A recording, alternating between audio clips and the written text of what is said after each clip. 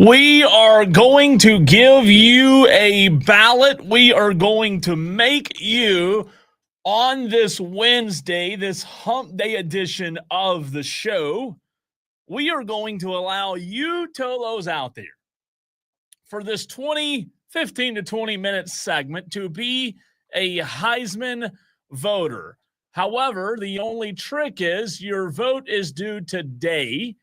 And that's where we start the show. If the season were concluding right now and we had to decide who was going to be the Heisman winner, Diesel, Tolos, and you had a vote, who would get your vote? That's where we're starting the show. Welcome into Wire to Wire. He's Diesel. I'm Cole Bryson. So good to be with you on this hump day edition of Wire to Wire. Good to see JB, the OG Tolo, in the stream already. And hope you Tolos are excited about a Wednesday show that's absolutely loaded. And I mean, slam-packed today. If you don't know, we've got a big show coming your way. We're going to get into a little NFL. We also have upset picks beginning 1 hour from now. Don't send them in yet. We go behind enemy lines and talk to Toby Rowland, the play-by-play voice of the Oklahoma Sooners. We've got Bill Bender. We've got our high school player of the week in about 30 minutes. Are you ready, Diesel? As Rico Dowdle said, you better be buckled up because we have a loaded show coming your way. Well, I was going to say hump day. Whoop, whoop, whoop. And you're on a new microphone over there. I didn't know that you would understand that because you're a young fella. Yeah, no, I know hump day. I don't know. This one. What happened? It's not on. Like there's no light, no power, no nothing. No way. This thing, it's dead. So I had to switch over to the other one. So let me get your levels right. Whoop, I think whoop, we're hump day. Wow. We're breaking microphones. What are we doing here? What kind of operation is this? Is it plugged? Is it plugged into the wall? Or let's go back to the basics here. What are we doing here? Good question. Can we blame Rob Brown? Probably. That is wild. So hopefully Diesel on the new microphone today sounds A-okay. Does this sound okay to you? In my headset, it does. Okay, good. Tolos, you have to be the one to answer. Dewey says, Diesel, you're fired. Oh, man. Let's see. Means you have to go home. How tragic would that be, right? How tragic would that be? Stephen Webb, good to see him on the stream as well. 32 Tolos already watching the show, as you can do on Twitter, Facebook, and YouTube. But Diesel, the latest Heisman odds are out. And I want to know from the Tolos as well as you, Diesel, who you would vote for Heisman right now and why. As of yesterday evening, BetMGM has Carson Beck and Ty Simpson both tied at plus 350, leading the Heisman odds. They also have Fernando Mendoza, Indiana quarterback, at plus 550. Jeremiah Smith, receiver for Ohio State, at plus 1,400. Julian Sayin, plus 1,500. Dante Moore, quarterback of Oregon, at plus 1,700. And Marcel Reed of A&M Diesel at plus 2,000. 1, 2, 3, 4, 5, 6, 7 guys in this Heisman conversation. Do you have because I want to see if you feel differently than I do. Do you have an early lean right now? Because when I go through these Heisman favorites, maybe it's a good thing that there's a little parity. I'm having trouble kind of finding a lean here on one of these guys. Yeah, look, I know that this is probably going to go the direction of the best player on a really good team. And when they're all on really good teams, I think they tend to fall back on brand a little bit. And in my mind, it should be a guy that has done it at an extremely high level at a program that's not used to having a tremendous amount of success, that maybe doesn't have as many 5 stars littered around him as do guys like Carson Beck and Ty Simpson. For me, I would say if I had my vote right now today, I'm putting Fernando Mendoza number 1 on my list as the quarterback who should be the Heisman this year. I mean, he's been incredible. And Indiana doesn't have the same guys around him that they're putting around Ty Simpson at Alabama, that they're putting around Carson Beck at Miami. That's not to knock either of those two guys. They're both incredible. They're both having amazing seasons. They are. They would certainly be at the Heisman Trophy ceremony in New York. They would be invited. They should be there. But, I mean, come on. A guy that's done it at a place where you're not supposed to do it. That's what makes the Heisman to me. I think there's so many things that go into it. I look at these candidates, and, it's funny because we had this conversation preseason, Diesel. I don't see Cade Klubnik. I don't see Drew Aller. I don't see Arch Manning, right? We were told preseason that those three are going to all win the Heisman. All three of them are going to win the Heisman, right? That's what we were told, at least. Now, you look, none of the three are there. Carson Beck's interesting. Let's start with him. By the way, Caesars has Carson Beck Diesel at plus 325. Beck saw his odds drop from plus 1,100 to 500 after Miami defeated Florida State 2 weeks ago. So think about that. Before the Hurricanes beat Florida State, Diesel, Carson Beck was 1,100, plus 1,100. After they beat Florida State, Carson Beck dropped to 550, or rose to 550, rather. The Miami quarterback's now the favorite in a lot of sports books, even though the Canes didn't play last week. I don't know if that'll last, but I think the problem is, Diesel, it's only October. Miami's played its tough games early in the season. Miami's biggest remaining regular season game is at SMU. So I think Carson Beck's done a tremendous job setting the tone early this season.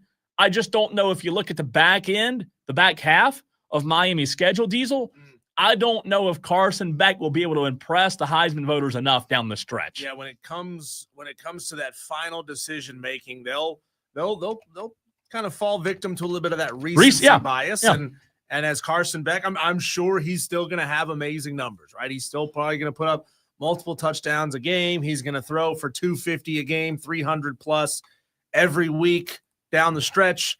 And that's impressive in its own right, to be able to do that with that level of consistency, albeit against weaker competition.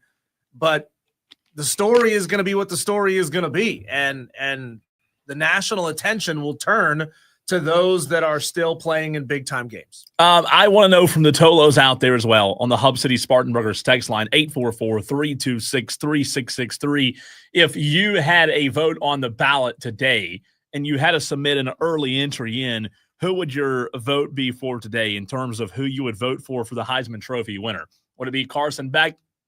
Would it be you mentioned Fernando Mendoza? Would it be Ty Simpson? Mm-hmm. A lot of choices here. I think it's interesting to look at when I go back to those odds of BetMGM. They have Carson Beck at plus 350, Ty Simpson at plus 350. Caesars has Carson Beck edging out Ty Simpson right now at plus 325 to plus 350. And Diesel, you look, Miami's beaten Notre Dame in terms of good games, good teams. They beat USF. They did beat Florida, right? They beat Florida State. They're right now 5-0. Here's the problem, though. You mentioned recency bias. I think that's going to be a big part of it. Down the stretch, they have Louisville, Stanford, SMU, Syracuse, NC State, Virginia Tech, and Pitt. Do we believe Carson Beck, Diesel, is going to be able to do enough against those schools to compete with strong performances against Ty Simpson? Or could you flip it the other way? Could you flip it the other way, Diesel, and say, actually, no, Carson Beck has a better chance at winning the Heisman because he's got weaker teams. He can put up better numbers down the stretch, right? It's going to be a little bit tougher for a Ty Simpson or a Fernando Mendoza down the stretch. You could look at it that way. I mean, I think most likely Ty Simpson and Alabama will fall out of these three teams, and it's only because they play an extremely tough schedule. And one of these days, Ty Simpson is going to look like a first-year starter in the SEC. He's not going to be perfect all season long. It looked great against Florida State, right? Right. And so those are those little things that create that doubt in a Heisman Trophy voter's mind and make him say, well, I think Fernando Mendoza or I think Carson Beck just kind of edges him out just a little bit. And if he can continue to do what he's doing and continue to, building it a little bit better every single week, maybe we're talking about a different story here come the end of the season. Let's take a look over at the stream where we're live on Twitter, Facebook, and YouTube. You can watch the show. Good to see 47 Tolos in the stream right now. JB says Mendoza, Indiana quarterback. Let's see. Dewey says typically Simpson. I hate Carson Beck. He sucks, and he's a sellout. Is that what he is? JB says Mendoza has the best win. Oregon on the road. Ty Simpson has the worst loss.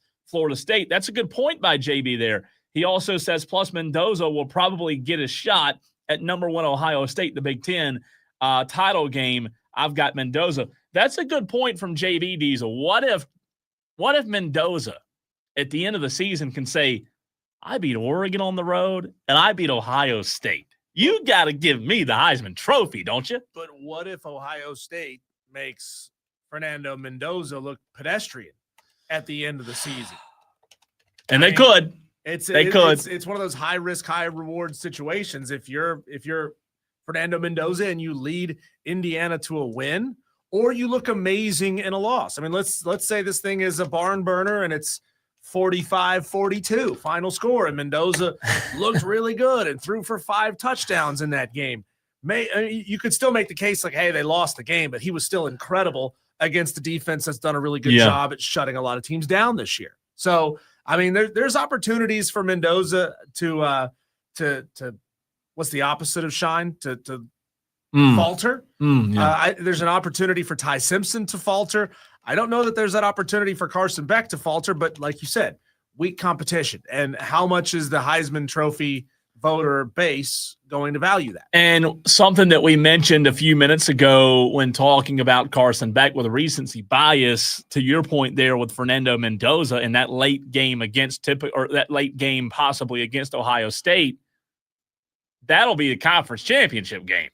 So you're talking about recency bias really being a part of the conversation, right? Because it was something they just saw, Diesel. Like, they're making the decision after the conference championships. So good or bad, that could impact Fernando Mendoza. I do think that guy will be in the top 3. I think he'll be in the top 3 when it's all said and done.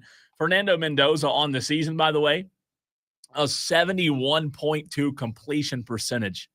71.2. That's elite at the college level. 1,400 yards, 17 touchdowns, 2 interceptions. He's got a quarterback rating of 183.4. So you compare that 17 touchdown to 2 interception ratio to Ty Simpson, 16 touchdowns, 1 interception. You compare it to Carson Beck, only 11 touchdowns, 3 interceptions. Fernando Mendoza, between the 3, has more touchdowns. He has 1 more touchdown than Ty Simpson in Alabama. And to be fair, Diesel, this is his first season at Indiana. He was at Cal for 2 years. Yeah. So a lot of newness. And this guy's, all he's done is a 71.2 completion percentage with 1,400 yards, 17 touchdowns. Did you say that Mendoza right now would be your guy? He would be right now. It's hard to argue that, right? For as much as you and I and a lot of our Tolos dislike the transfer portal and the way it guts teams, you do have to enjoy the fact that there are players like Fernando Mendoza that would have been stuck on an awful team at Cal and would never have been able to make a name for themselves and would never be able to show out and potentially continue his career playing in the NFL or otherwise. And all of a sudden he comes to Indiana, gets new coaching, new receivers, new blockers, and the guy looks incredible, right? He looks like the second coming of name your quarterback. Right. So, that's sort of the upside of the transfer portal, but God, there's so many downsides to it. Let's see. Rushing wise, Carson Beck on the season has 1 rushing touchdown. Ty Simpson has 2 rushing touchdowns, Diesel, and Fernando Mendoza has 2 rushing touchdowns. So all 3 quarterbacks, talking about Simpson, Mendoza, and Carson Beck, are pocket passer type quarterbacks, right? They have a couple touchdowns on the season, nothing like overly impressive, but I think I would agree with you. Diesel, that Fernando Mendoza has to be the leader in the clubhouse. Now, if you look down the rest of the list, what about Jeremiah Smith and Julian Sayin? 1,400 plus 1,400 plus 1,500. Dante Moore of Oregon plus 1,700. A little bit of a long shot right now. He's fallen a little bit. Marcel Reed of A&M. Why isn't Marcel Reed higher in this conversation? He is plus 2,000. And I don't know if you know this or not, Texas A&M's undefeated. They hadn't lost a football game. Marcel Reed's stats, are they what the others are when it comes to Mendoza? Well, let's look. He's got 1,490 yards, only 12 touchdowns to 4 interceptions. completion percentage at 60. So his numbers aren't the same. Marcel Reed's numbers aren't the same. However, Marcel Reed does provide a little bit more on the ground game, 3 touchdowns on the season. I think Fernando Mendoza is the clear leader in the clubhouse. Jeremiah Smith is the only receiver right now in the top, 7? When you look at the Heisman odds, Jeremiah Smith plus 1,400. Didn't we come into the season, Diesel, thinking that Jeremiah Smith might have a shot to win the Heisman Trophy? Unfortunately, like you and I have talked about many times, it's turned into a quarterback award. It's turned into a quarterback award. It always has been. Yeah. It always has been. And it's hard because how do you gauge stats? How do you compare, for example, just making up an example here, a defensive end who gets, 15 sacks in a season. Like a Jadeveon Clowney. Yeah, somebody who's amazing off the edge. You look at 15 sacks and you're trying to compare that to a quarterback who's maybe throwing 30, 35 touchdowns, couple thousand yards. It's just not nearly as impressive. By the way, Jeremiah Smith, 40 receptions, 505 yards, 7 touchdowns. He's averaging 12.6. He's on the way to replicate what he did last year. But I will say, I think Jeremiah Smith might have been expected to have a little bit bigger of a season thus far. Now, you're talking about Julian Sayin, new quarterback, right, who learning a new offense, new OC, and Julian Sayin's been fantastic. I like Julian Sayin. I've watched him several times this year. I don't know that he's Fernando Mendoza, but guess what? On the season, 1,400 yards, 15 touchdowns, 3 interceptions. Do you know what for Julian Sayin's completion percentage is?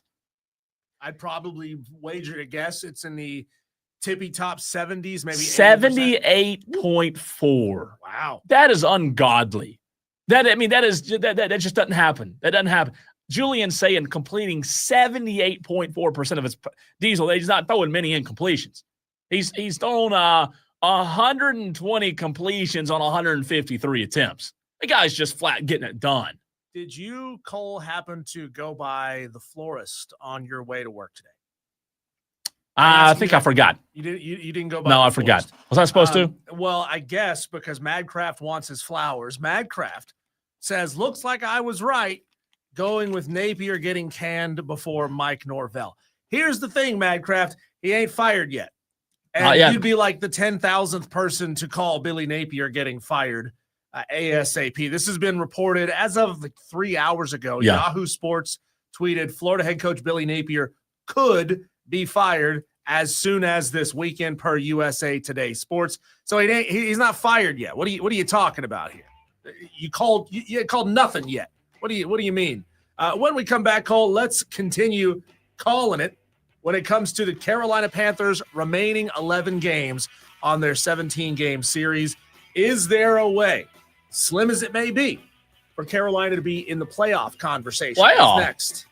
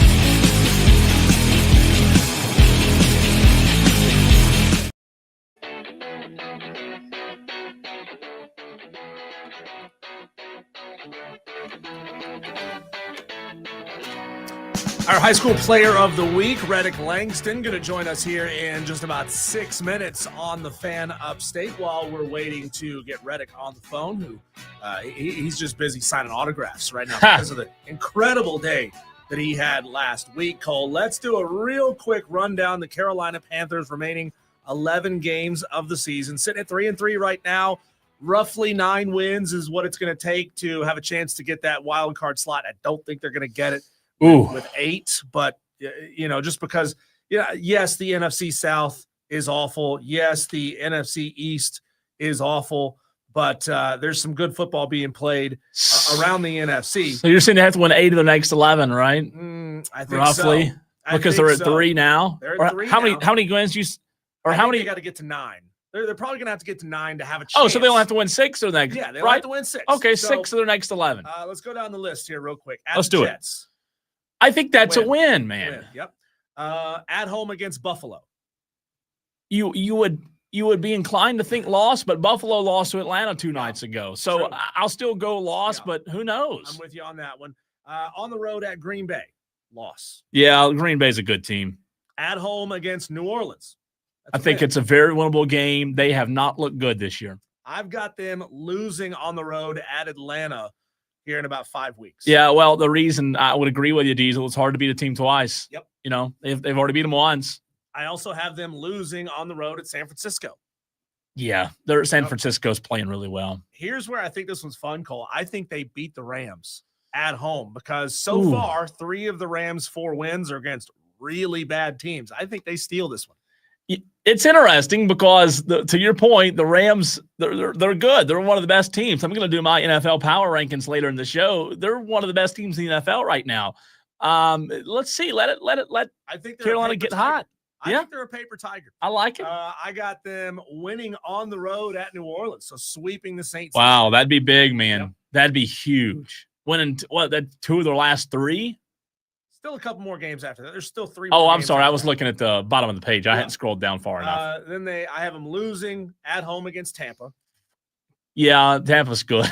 Unfortunately, I also have them losing at home against Seattle. Yeah, Seattle's good. And then I have them losing again on the road at Tampa. Yeah. So not a great way to end the season with 3 straight losses, but here's the fun thing. I got them going 4-7 down the stretch. That puts them at 7 wins. That's 1 up from last season. But I also think there's a chance that maybe they steal that second to last game against Seattle. And maybe Buffalo is as bad as some people think they might be tumbling into. So what if they beat the Rams? They beat I lost it here. They beat the Seahawks, and then they beat the Bills. Now you're talking about an 8-win team that's on that verge. It's on the edge of a playoff spot. I don't know that 8's going to get them there. I think they're close, though. More likely going to be around 7. Be close. They won 5 games last year, right? I think they won 6 last Did year. they? I think. I don't know if they can win. I don't know if they can. 6 is still 3 more wins. And there are winnable games there, and the Panthers are playing a lot better. But at the end of the day, there's still a really tough team. There's still some really tough teams left on the schedule. I'll tell you this. If you told me they go on the road and beat New York, and then Diesel pull the upset at home against Buffalo in less than 14 days, my opinion would drastically change, right? I'd say, ho, this team can win 8-9 games. Yeah. Because at that point, they would have already won 5. They're 3-3 right now. Trying to improve off of last year is number one. You want to win. That's the real moral of the story. That's the real goal, is to go up a win or 2 from last year. I'm pulling up their record from last year. They were 5-12 a season ago. So you're already more than halfway to your last year's win total, right? You're already more than halfway. You win 2 more games, you've tied it. I think there's a real possibility for what you said to happen. It's just a matter of consistency. They've got to continue to run the ball well. And, man, those division games, they're still going to be tough. That is a brutal last 3 stretch, Diesel. You read it off. Tampa Bay, Seattle. How do you play Tampa Bay twice in 3 weeks? Who keeps doing this to the Panthers? How does that happen? Who keeps demoralizing the Panthers Oh, down the stretch? And spread it out a little. Like this every single year. I don't know that.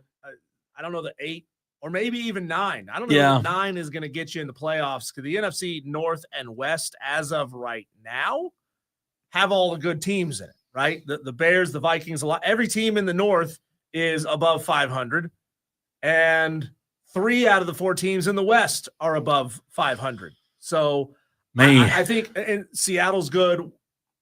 I think LA could be okay. We'll see. That game we'll find out about is, the Rams. And that game's at home for Carolina and Charlotte. You know, they have some pretty critical games, though, at home. Like, you're talking about Buffalo at home.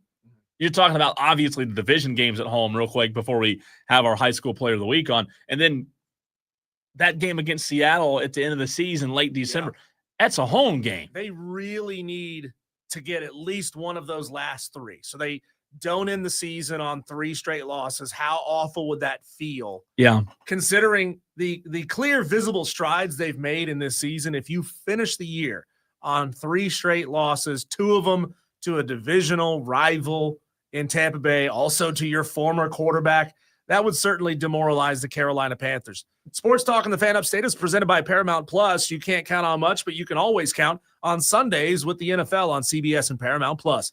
Watch your local NFL game live every Sunday all season long. Visit ParamountPlus.com/NFL to get started today. Let me ask you this real quick as we get our high school player of the week on.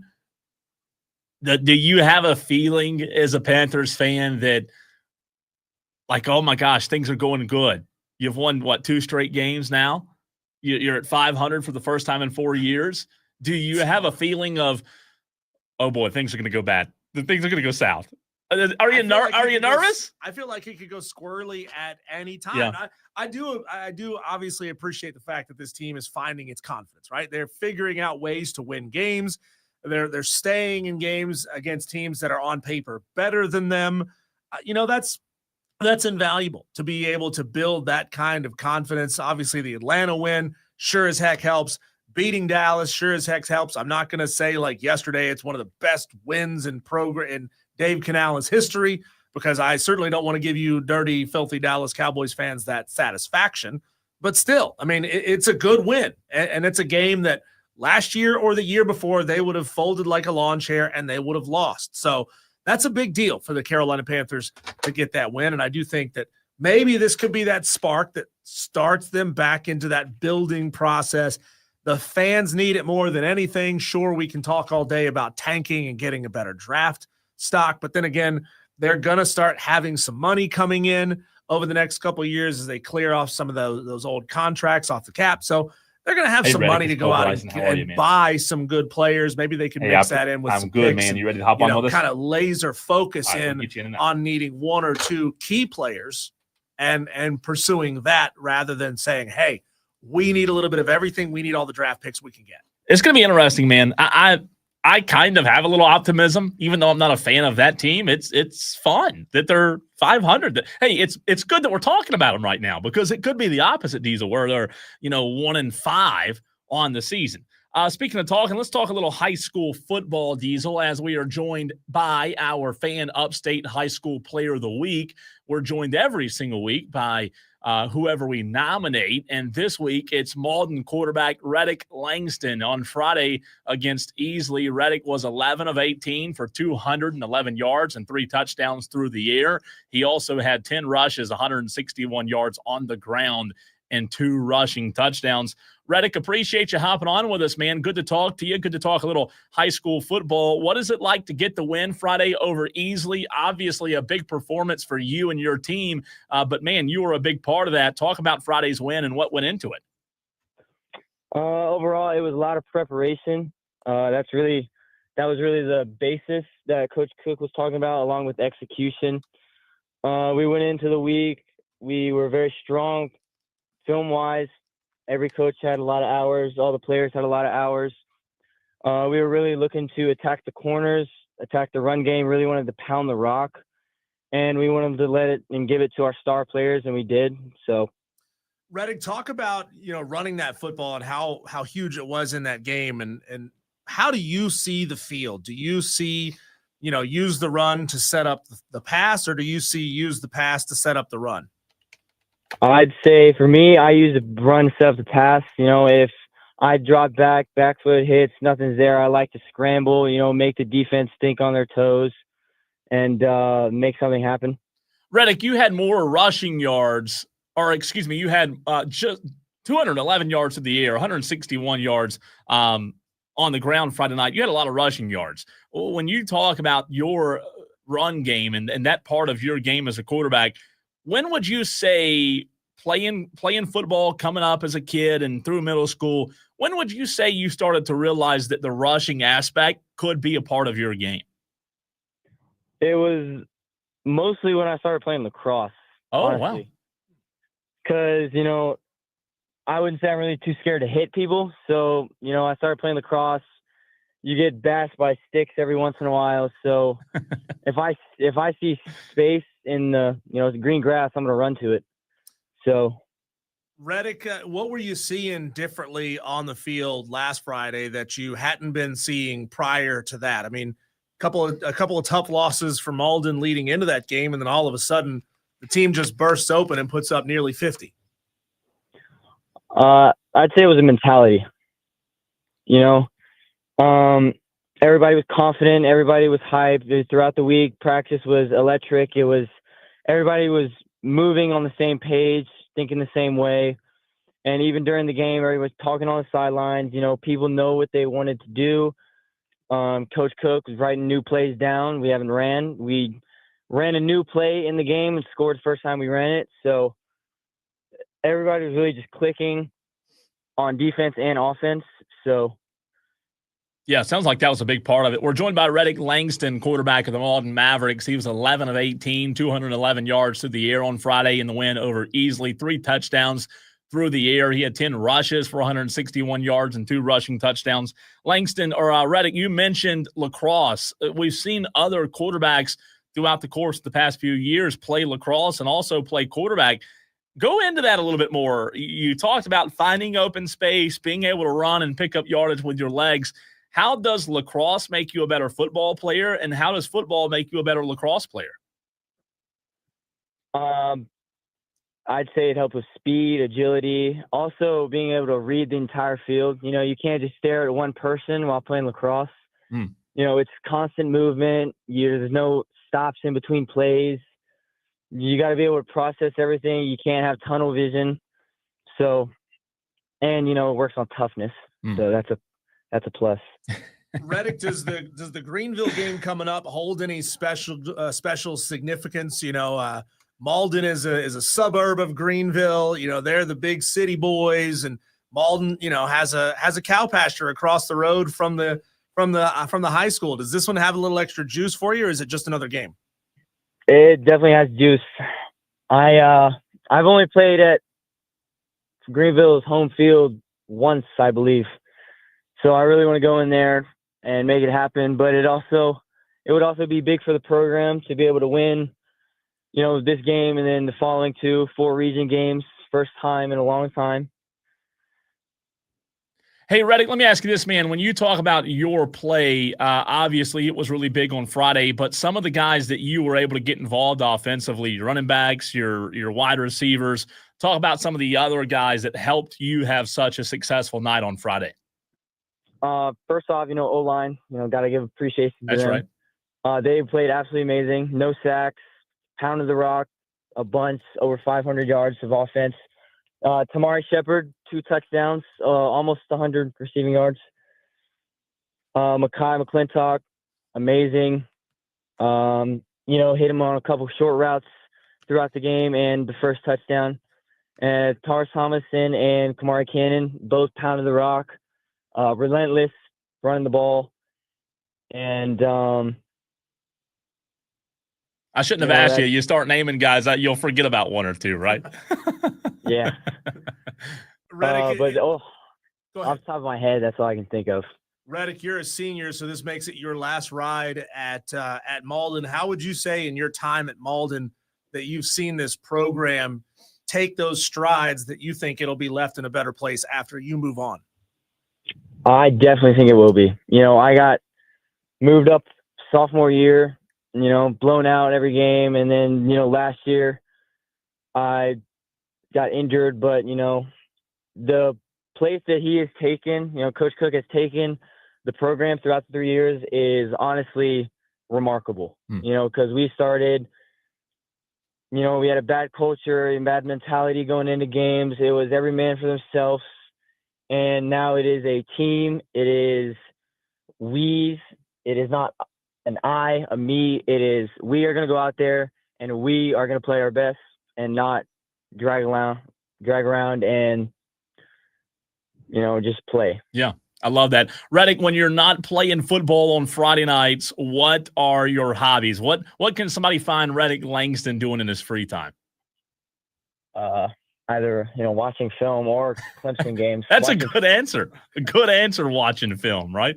Did I hear you say you're a Clemson fan? Oh, yeah, big time. What are your thoughts on this season they've had? Oh, no comment on that one. We're just gonna move on from that question. I like it. You could be a politician the way you're dodging these questions. I like it. Reddick, great stuff, man. Congratulations on your performance against Easley, and congratulations on being named the Fan Upstate Player of the Week. And we'll talk to you again real soon. Best of luck Friday at Serene Stadium versus Greenville. Thank you, sir. Thank you. Absolutely. That's Reddick Langston. You heard him right here on the Fan Upstate, our Fan Upstate Player of the Week. Not going to talk about Clemson, though, and the 3-3. He is just all about ball. He could have said, I'm a senior in high school, man. Yeah. I'm into chasing around girls. I'm into this. I'm into that. I'm into playing video games. Nah, man, for him, it is all ball all the time. But he's right about Andre Cook. We've had him on the show, obviously, and on Saturday mornings as well. Malden he's right. They were in a bad spot. And I know sometimes you look at wins and losses, and that's the only thing that fans look at. But to his point, Andre Cook's done a really good job bringing some stability back to this program. And, that's a big game Friday. Malden at Greenville, Scoot Watson, first year at Greenville Diesel. And you mentioned it, a little bit of a rivalry game for those guys. Neither team wants to lose to somebody who's really, really close to you, just from Malden to Serene Stadium, 15, 20 minutes. So that's a big one Friday, man, a really, really big one here in the Upstate. I have a feeling, Cole, that Malden High School, given just the way that construction is happening in Malden and that area, as it just keeps getting denser and denser and denser with more and more houses, I think Malden is going to go on a little bit of a mini run over the next 10, 15 years. As a lot of growth. More people keep moving into that area. Yeah, it keeps growing. For sure. It's going to be a lot of fun to see. Again, we'll have more conversation about the high school games on Friday in our weekly picks. But it's time to do our whip around of the sports headlines and our daily wires next.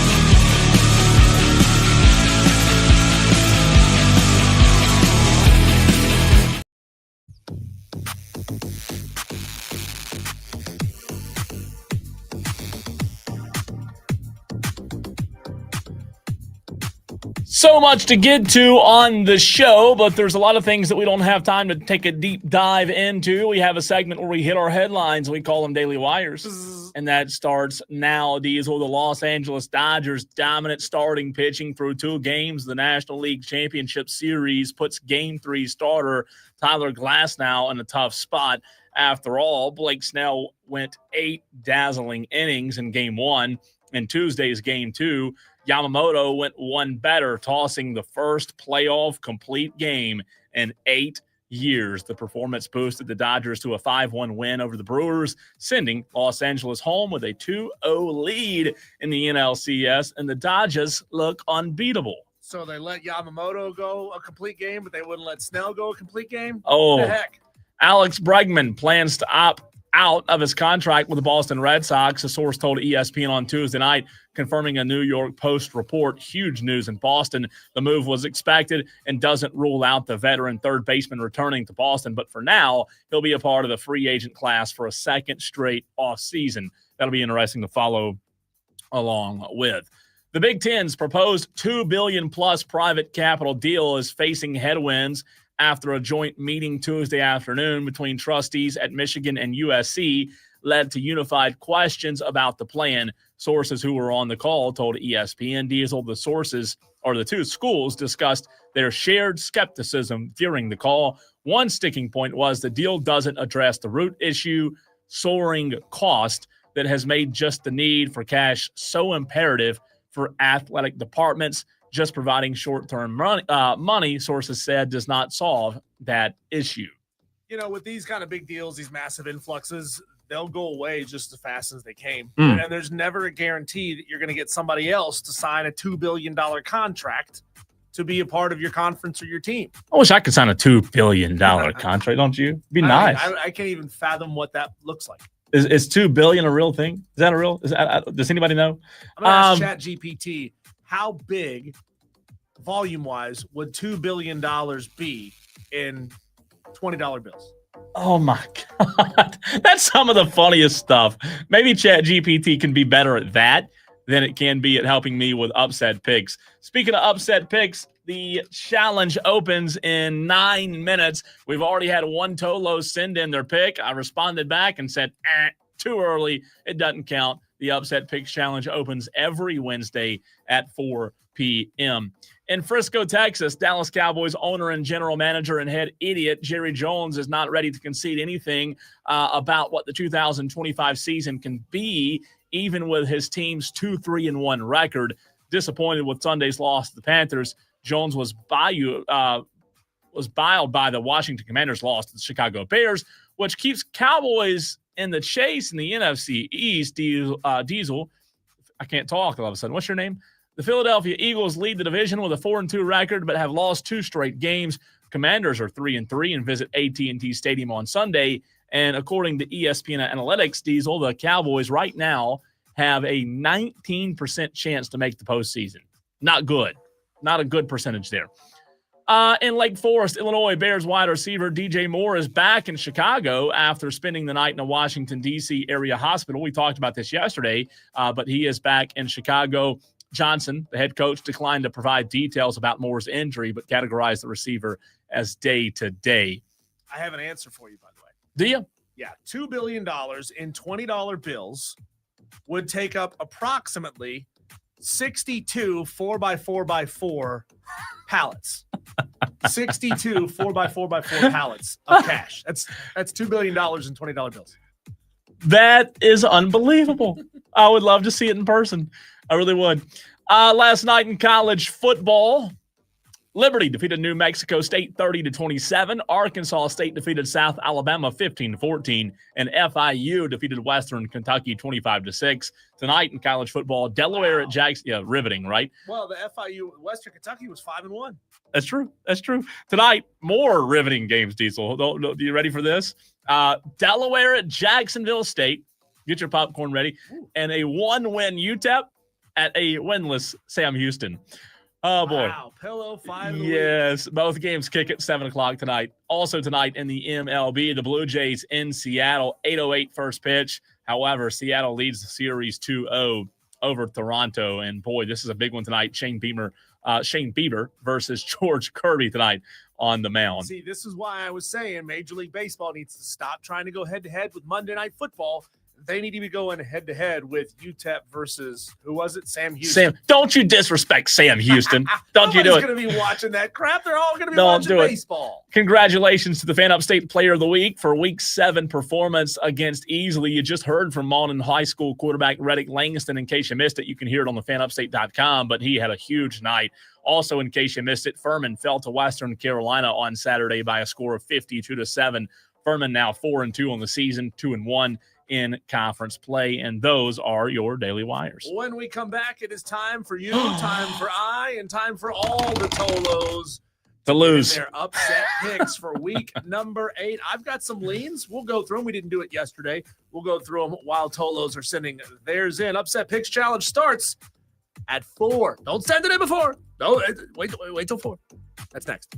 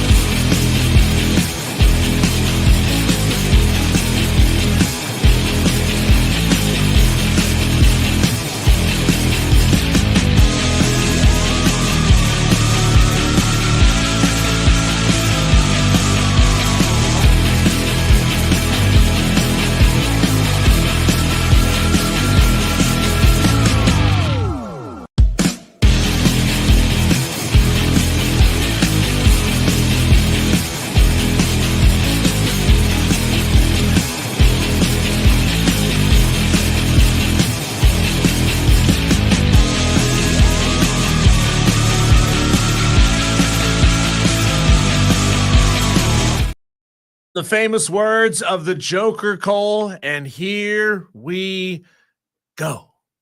The floodgates are open. 844-326-3663. The Wire to Wire Upset Picks Challenge, brought to you by Ingles Markets, is now open.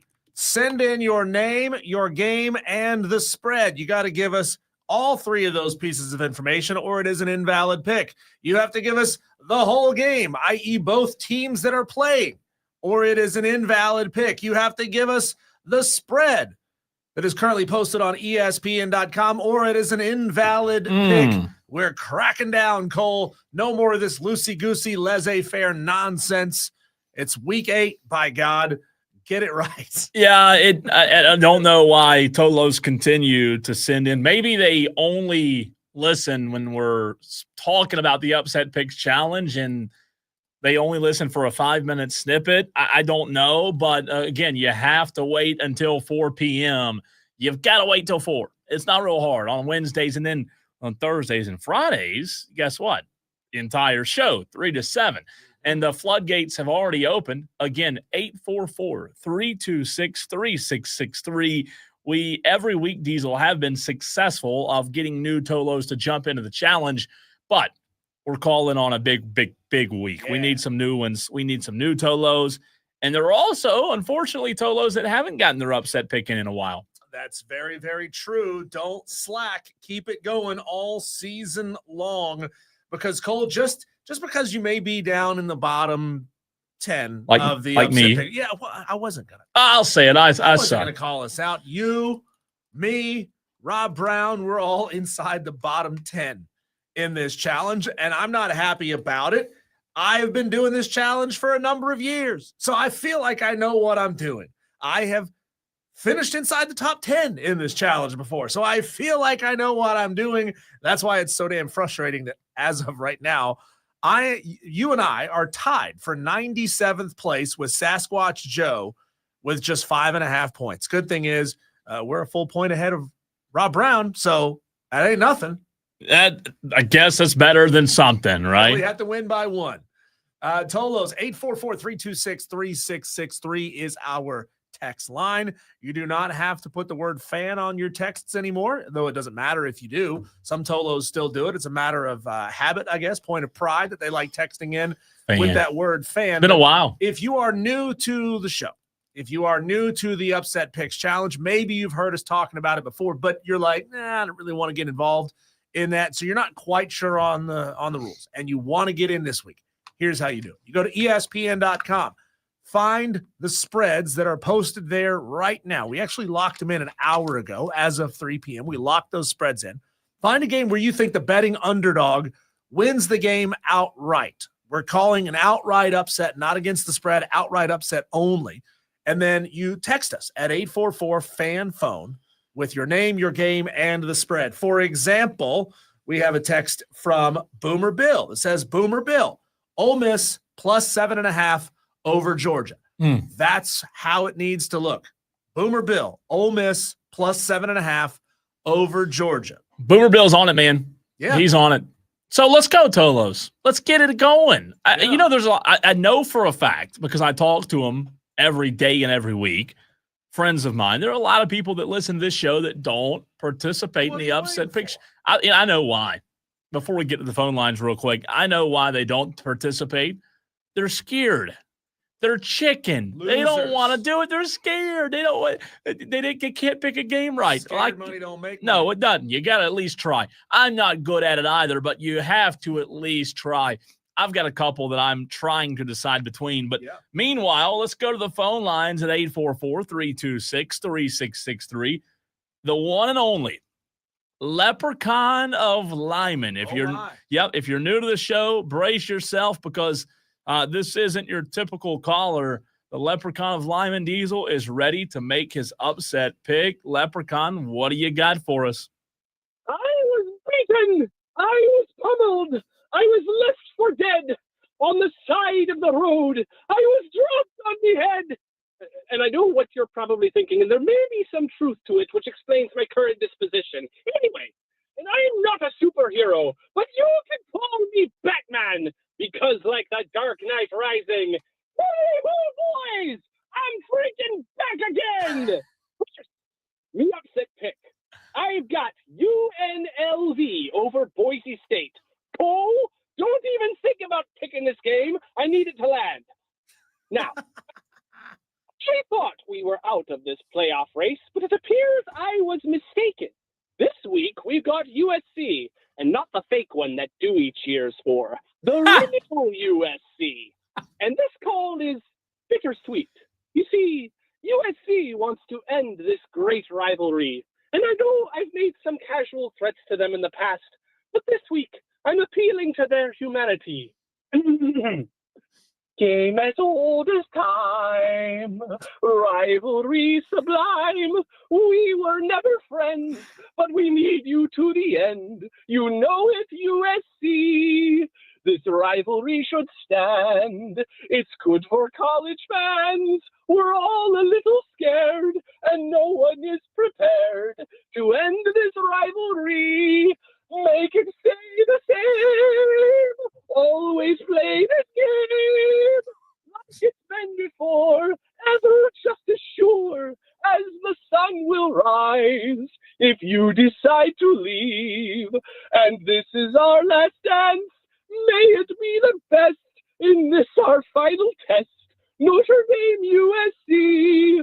May we crush your dreams. May we beat your team. We still hate USC. Woo-hoo! The Leprechaun. Oh my God. That call was epic, but I will say I'm at a loss for words. Did you hear what he said? He said he was picking UNLV over Boise State. Mm-hmm. And as soon as he said that, he said, Cole, don't you dare take it. I am going to, for those watching the stream, I am going to show a screenshot that's in my camera roll that I screenshotted last night, Diesel, of my selection. This is no lie. I did it last night. And for those watching the stream, can you see what game it is? It's UNLV Boise State. That was my original pick this week. Upset picks. But Leprechaun of Lyman Diesel says I'm not allowed to take it. Is that fair? Am I allowed? Can Leprechaun of Lyman have that type of authority over me? Here's the thing. I greatly considered that game myself. They're 6-0. UNLV, Dan Mullen, baby. Well, I mean, that's going to be a popular pick this week. And it was the one game that I screenshotted. So I'm considering it. But Leprechaun's going with it. You know, I wrote a poem for the Leprechaun of Lyman myself. Did you really? This is not Chat GPT at all. I wrote this in the last 90 seconds, okay? The Leprechaun of Lyman. He's a good guy, man. He makes me laugh. He makes me smile. His calls always go the extra mile. He cheers for Notre Dame. Some call him super lame, but he's fine by me because the content is free. Be bold and cheer for the gold of old Notre Dame. Oh, you're a Notre Dame fan now? Are you converting? Are you converting, Diesel? Well, I did like the movie Rudy a lot. That's true. As a kid. That's true. I like that movie a lot. Well done. T-Swizzle says, no, Cole, you can't pick that one. Oh, my That is gosh. a pretty popular choice so far. So why don't you do this, Cole? Why don't you go down the list of games that you were considering? That's the only one. Oh, that's the only. That's a very, very short list. Okay. By the way, J-Tez says, that's 5 minutes of my life I'll never get back. I don't know that it was 5 minutes. It might have felt like 5 hours, but Leprechaun's unique, man. He's something else. Maybe I can change your mind here, Cole. I got a couple that you might consider switching to on behalf of the Leprechaun of Lyman, but this is entirely up to you, okay? Have you made your selection yet, by the way? I thought I had, but why do they only give you hate for picking the same game as Yeah, really? I mean, goodness gracious. We have the same amount of points. I'm looking at Nebraska at Minnesota. Plus 8.5. Could the distraction of Matt Rule maybe being a candidate for the Penn State job distract them enough so that Nebraska loses on the road to a 4-2 Minnesota, by the way? No. They're not slouches. No, I'll tell you why. Not slouches. I saw Minnesota in person a couple of weeks ago. That team sucks. That team's not good. Okay. I That's think whatever. Nebraska Diesel will cover the 8.5. Ooh, I do. You Okay. can't convince me on that one. Well, I also looked at What's your name? Oklahoma at South Carolina plus 5.5 because the Gamecocks' backs are against the wall in this one. You got to win this game or it makes bowl eligibility in a winning season extremely difficult to achieve. Mateer's hand might still be bothering him. You know, maybe there's a new intensity on the offensive line with Sean Elliott stepping up to take over the role. Could I convince you to maybe take South Carolina plus 5.5? I think so. Okay. I looked at it, and I do think South Carolina has a good chance to win Saturday. I know you look at the LSU game and you think, Cole, what makes you think that South Carolina's going to beat Oklahoma? I think South Carolina's defense is really good. And yeah, John Mateer's really good as well, Diesel.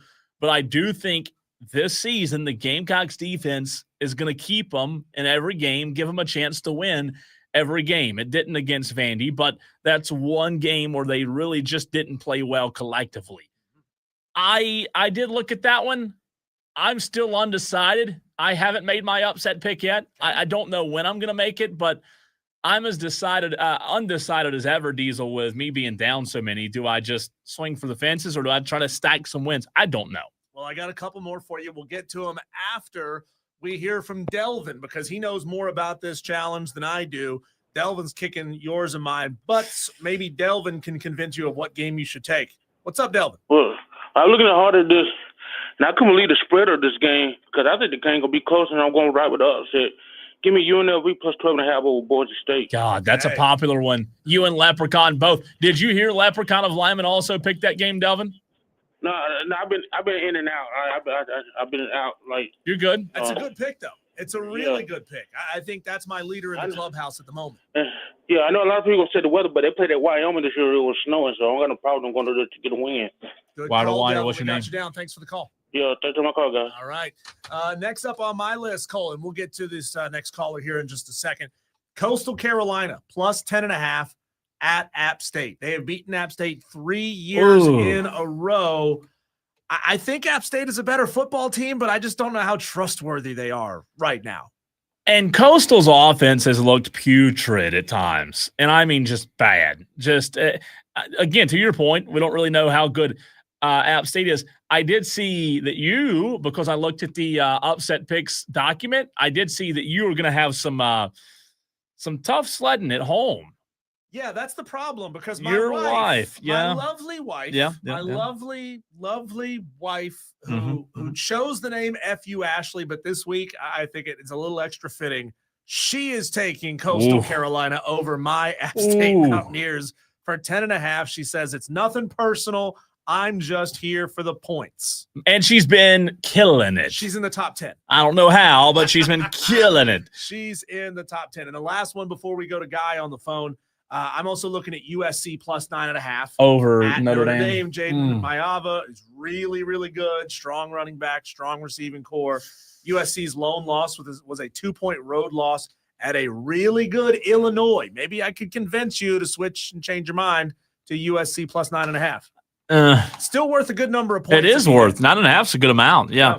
I think my point or my hope now on the upset picks challenge is just to finish with points. I think I'm just so far gone. It's been so devastating. Next year, you're going to be on fire, and you're going to finish with a ton of points. No, there's no way. Let's go. It's to the just phone not line possible. To get Guy on the line. Guy, what's up?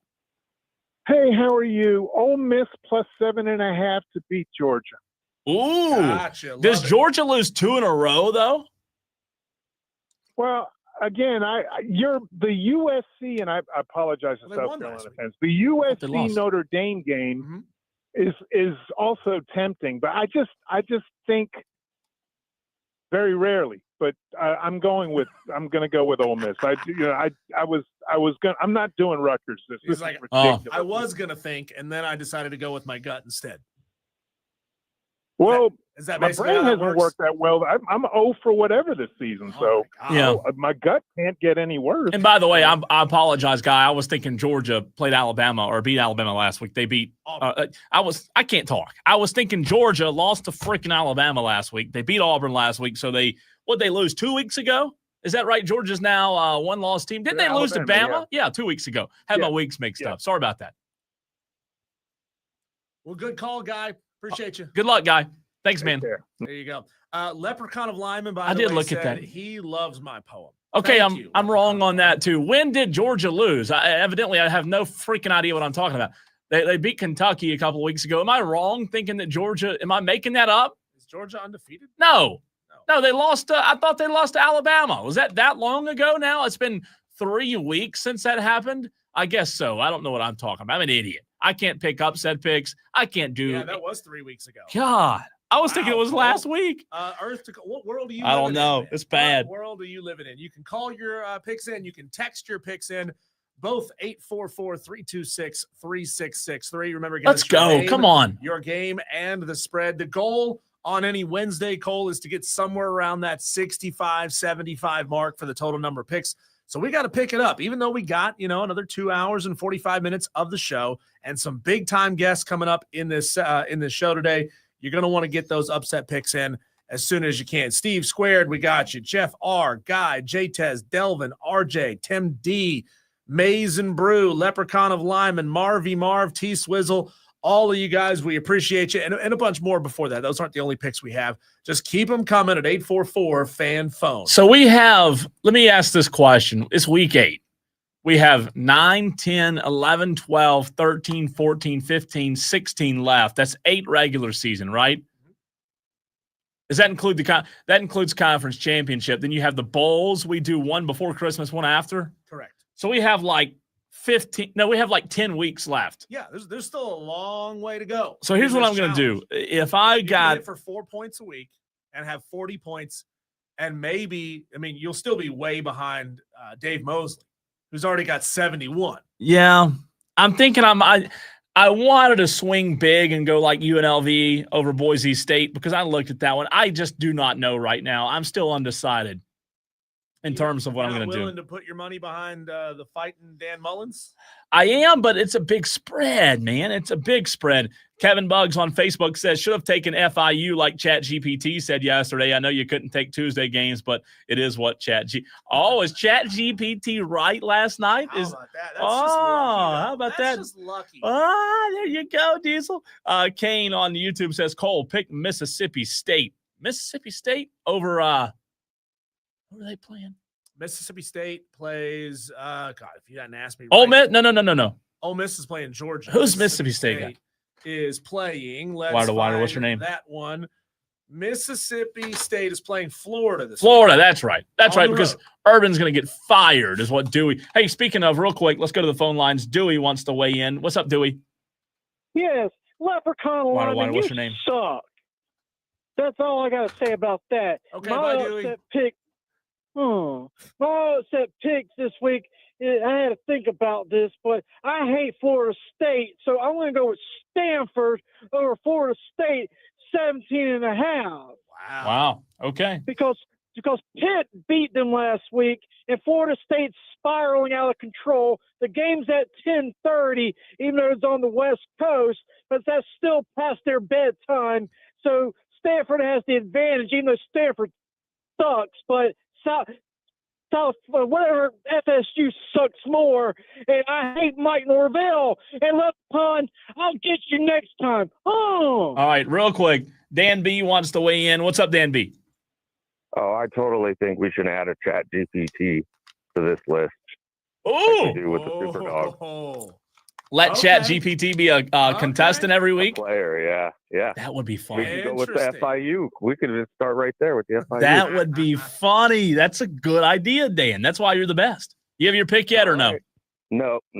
Okay. Still mulling on it. All right, thanks, Dan. When you're ready. Thanks, Dan. We're going to run off to a break. We have a big interview coming your way on the other side. We talk to Toby Rowland. Well, who the heck is Toby Rowland? I'm sure you Tolos out there don't recognize that name. He is the play-by-play voice of the Oklahoma Sooners, going behind enemy lines, talking Oklahoma Gamecocks with the play-by-play voice of the Sooners. Toby Rowland next.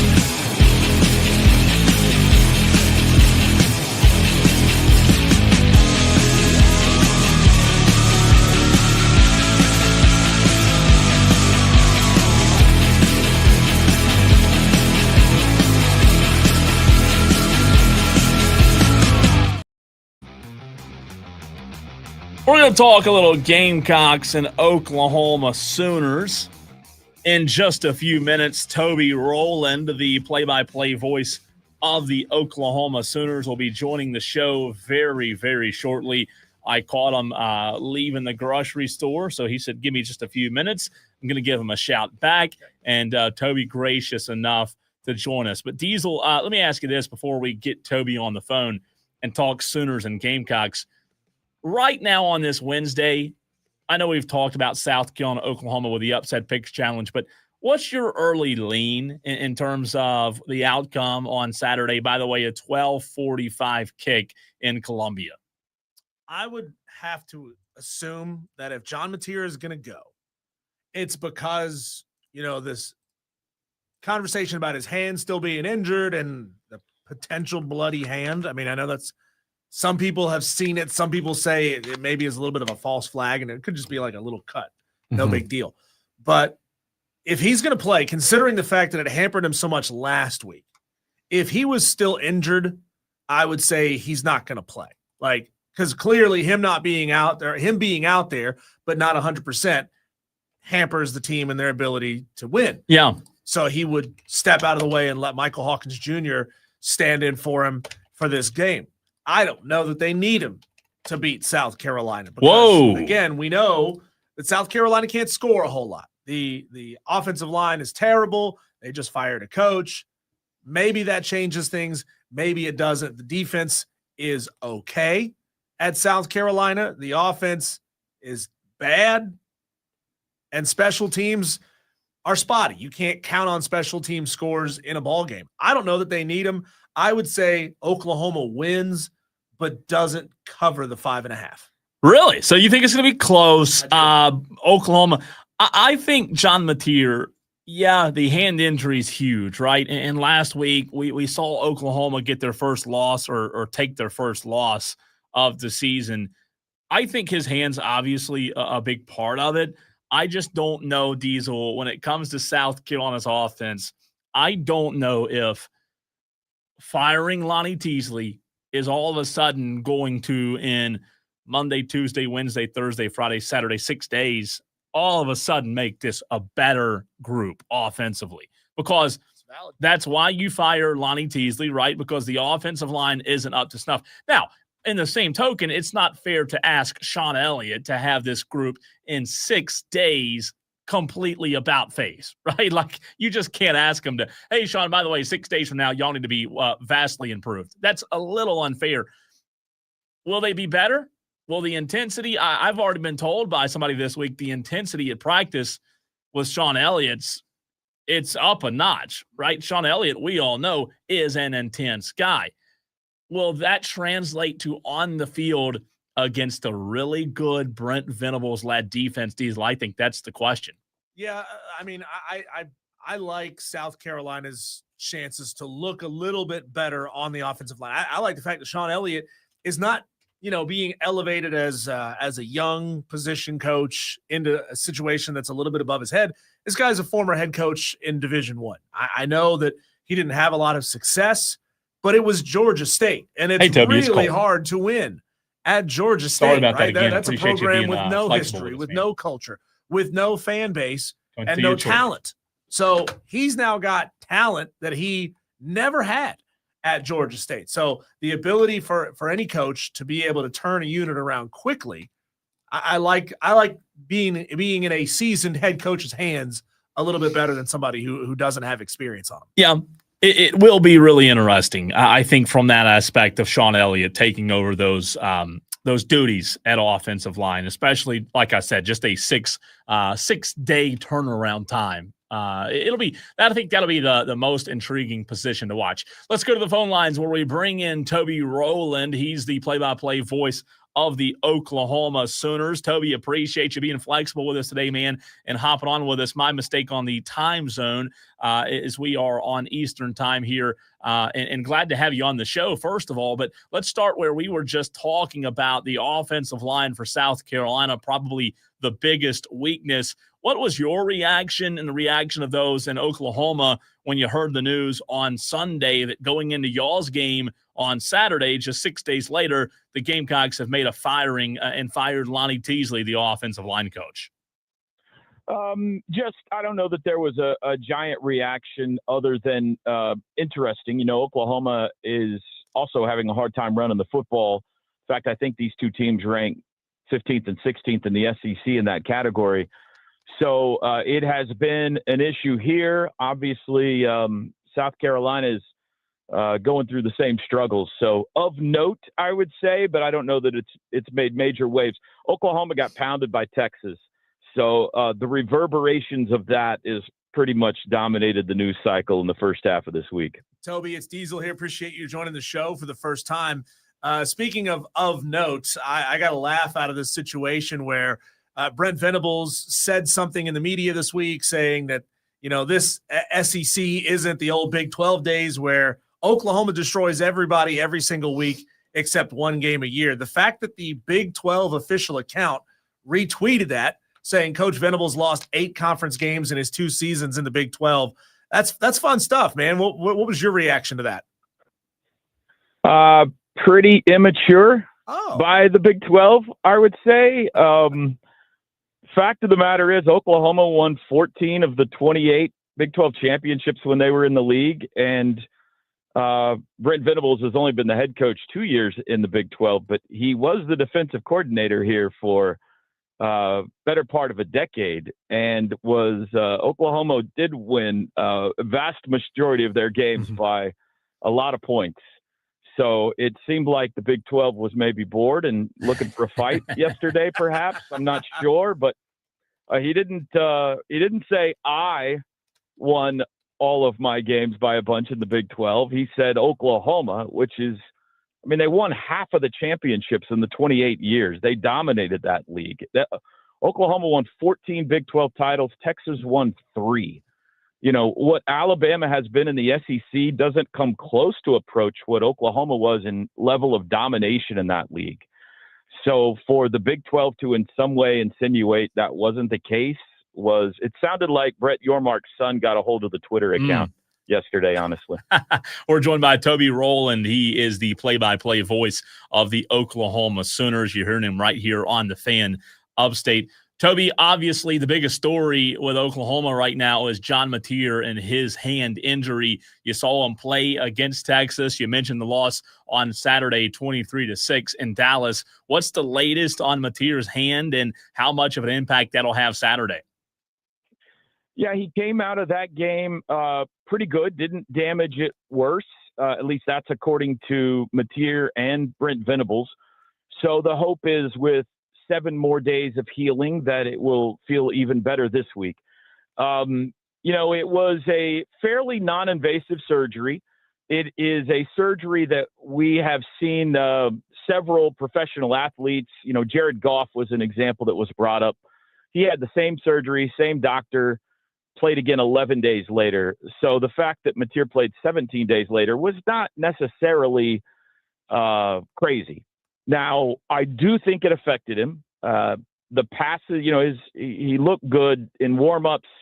His passes, I would say, up to 15 yards were pretty accurate. Maybe lacked the zip they normally have. And anything beyond about 15 yards, wildly inaccurate compared to what we've seen out of John Mateer through the first 4 games of the season. His interceptions, if you look back at that game, the first one and the one before halftime were passes deeper downfield that missed its target by a good, 5 to 10 yards. So obviously it was bothering him to some extent. I don't know, with another week's rest, how much of that soreness goes away? Is he able to push the ball downfield a little bit more than he was against Texas? It's certainly a big question around here. Toby, would you say that zip and inaccuracy issues, was that basically from snap number 1, or was it, the first time he took a hit to that hand, that's when things started to go downhill? I know you'd have to really kind of zoom in play by play to see what was going on with that throwing hand, but at what point in the game did those issues start to crop up? Well, you started to see it. The first interception came in the second quarter. And it was a pass down the seam, about a 30-yarder that was wide of the mark considerably. And that's really the first time you thought, well, that was odd. And then kind of radars went up from there. And I think that Ben Arbuckle figured it out too, the offensive coordinator, and they brought it became obvious at some point that Oklahoma couldn't run the ball and they couldn't throw an accurate pass beyond about 15 yards. So that really narrowed what they could do offensively. And Texas figured that out, and play calling became adjusted on Oklahoma's end, and offense got tough. So they really need either the run game to work better or Mateer to be more accurate down the field against South Carolina if they're going to have any chance of putting some points on the board. Toby, a lot of the Gamecock fans in the audience listening are going to watch Oklahoma for the first time this Saturday, being that they follow South Carolina and only South Carolina. Not all of them, but some of them. You mentioned the Oklahoma struggles when it comes to running the football. South Carolina fans can obviously relate. You go back a few weeks ago where they had -7 rushing yards in an SEC football game. For a Gamecock fan out there in the upstate of South Carolina listening today, how do you compare the two struggles? Because the Gamecock fans may say, hey, Toby, I know y'all are struggling to run the football, but our struggles and your struggles are not the same. How would you compare the two? Yeah, I mean, we need to get together at the state fair and, have a sympathy huddle together because I feel you. It's tough. I mean, it just makes offense in this league tough when you can't. I can't specifically, you could speak wiser than I could to South Carolina struggles. I'll tell you, with Oklahoma, they are down, in all likelihood, 4 offensive tackles going into this week. We'll see what the injury report says tonight about Derek Simmons. But Jacob Sexton, Jake Taylor, 3 offensive tackles, and their starting center when the season started. So there's some injuries they're dealing with. That's one thing. There's a couple of other offensive linemen that have been dealing with ankles for the last 2 or 3 weeks that just don't quite have the especially lateral movement that you would want to have. So that doesn't bode well when you're trying to deal with Dylan Stewart, obviously, this week. The other thing has been the tight end blocking has not been very good. They use tight ends quite a bit, or at least they have in their run schemes. And while Jaron Kanik has been a revelation as far as receiving the football this year, he was a linebacker the last 3 years for Oklahoma. Moved to tight end this year, raised some eyebrows, and he's been great as a pass catcher. But his blocking hasn't been great, nor have his backups. And then the third thing is the second biggest transfer portal pickup Oklahoma had this year, behind John Mateer, was Jaden Ott, who is a running back from Cal, All-American 2 years ago, and was a massive get for OU in the transfer portal. And has been a no-show. I mean, you could look at his season stats, and he has made zero contribution. They haven't been able to trust him as a quarterback protector on the field, and he hasn't made people miss. There is a real mystery as to what's going on with Jaden Ott. Is it as simple as he ran for a bunch of yards on the West Coast, but now he's in the SEC and he can't do it? Maybe, but I don't know. It's been bizarre. So you add all those things up, and the best rushing attack for Oklahoma this year has been their quarterback. When John Mateer's in the game, he's got some wheels and can go, and he's been their leading rusher. But other than that, it's been tough. Talking to Toby Rowland, play-by-play voice of the Oklahoma Sooners, right here on Wire to Wire with Diesel and Cole Bryson. I want to do a little what-if game here, and you alluded to the tremendous success OU has had before coming into the SEC and obviously this season. But if Oklahoma had somehow won that game last Saturday, John Mateer 2 weeks away from surgery, bloody hand, where would it have ranked all time in Oklahoma lore? Well, the fact that he played was incredibly gutsy.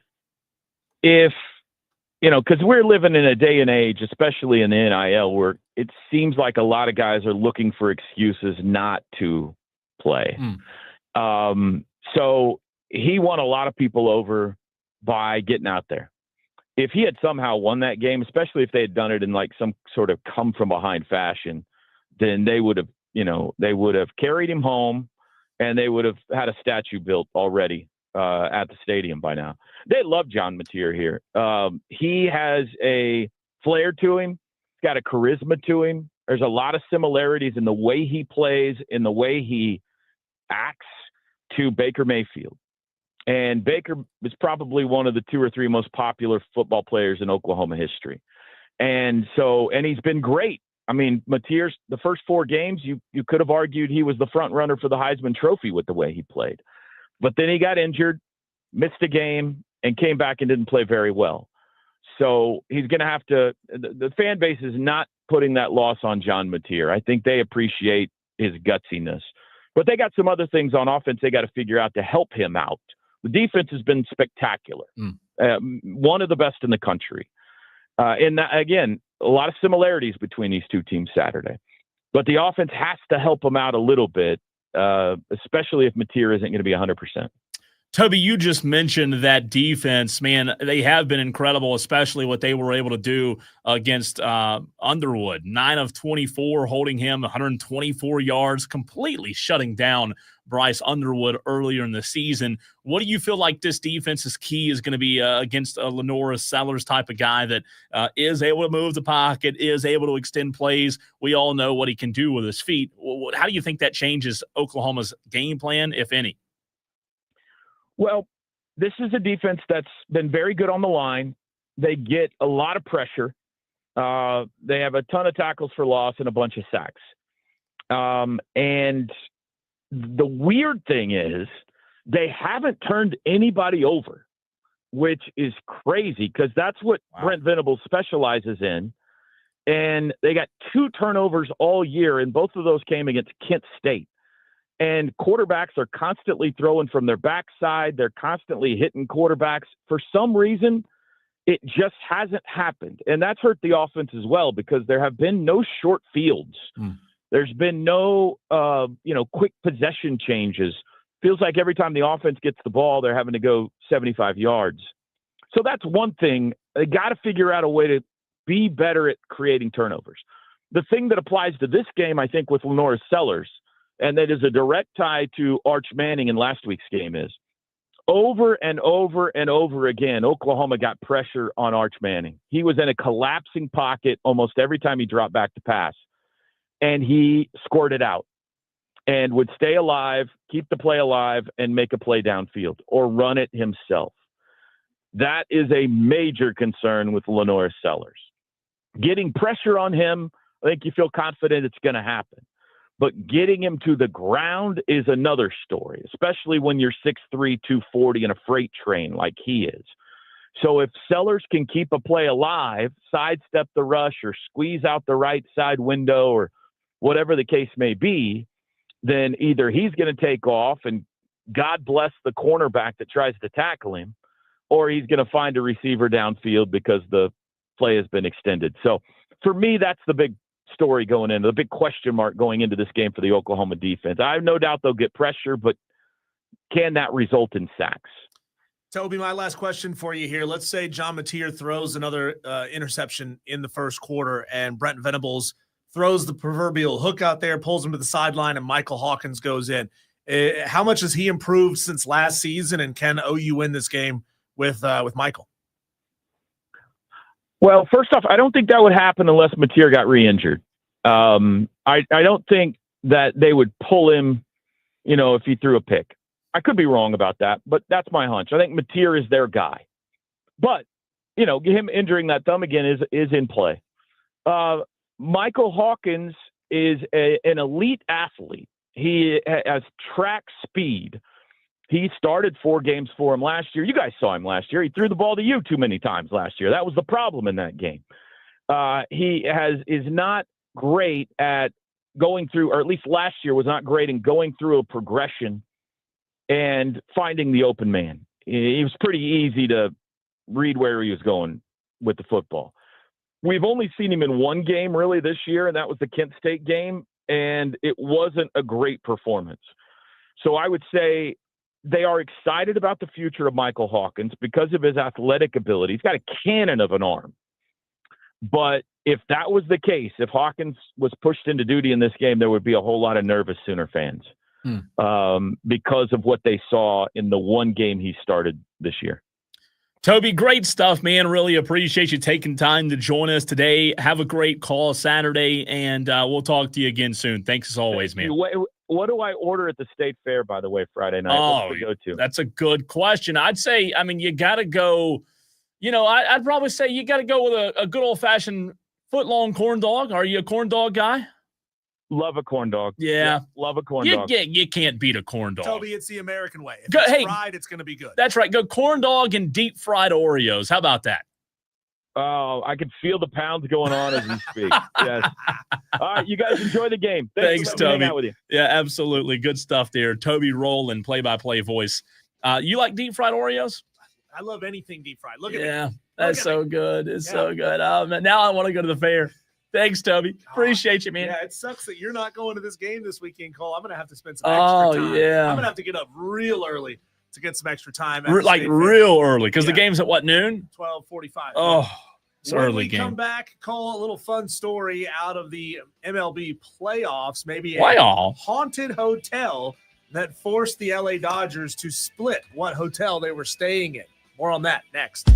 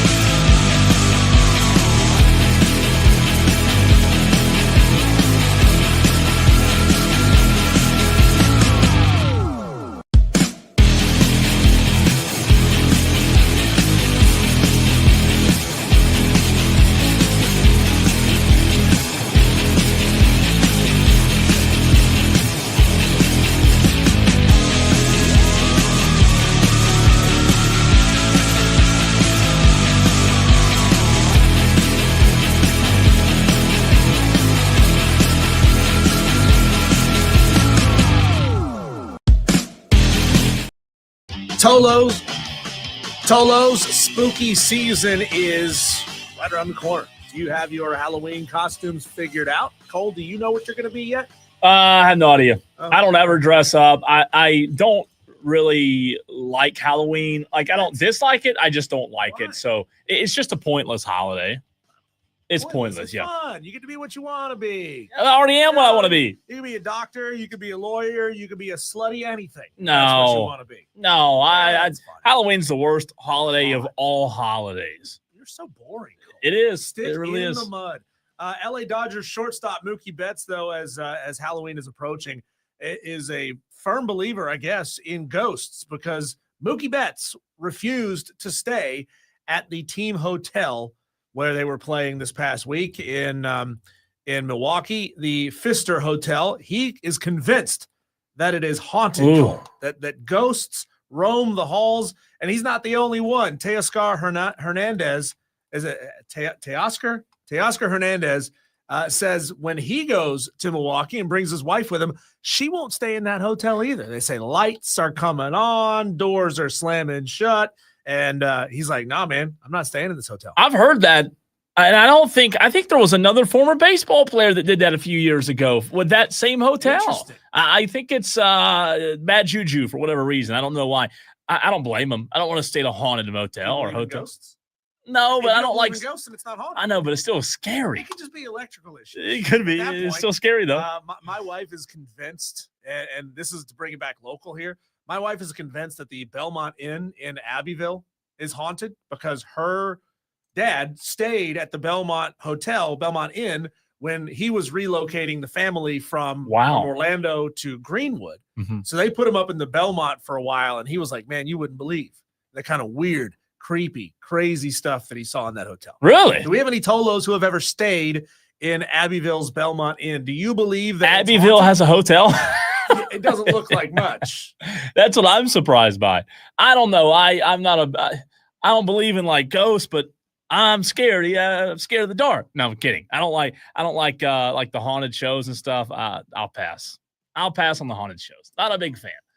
Not a fan. I am. Afraid of them ghosts. I don't like the ghost. Diesel, I am not afraid, however, to power rank the top 10 NFL teams. And I am going to ask you and the Tolos, tell me where I'm right. Tell me where I'm wrong. I might not be right at all, but my first of the year, I hadn't done this yet, my top 10 power rankings of NFL teams through week 6. That is next.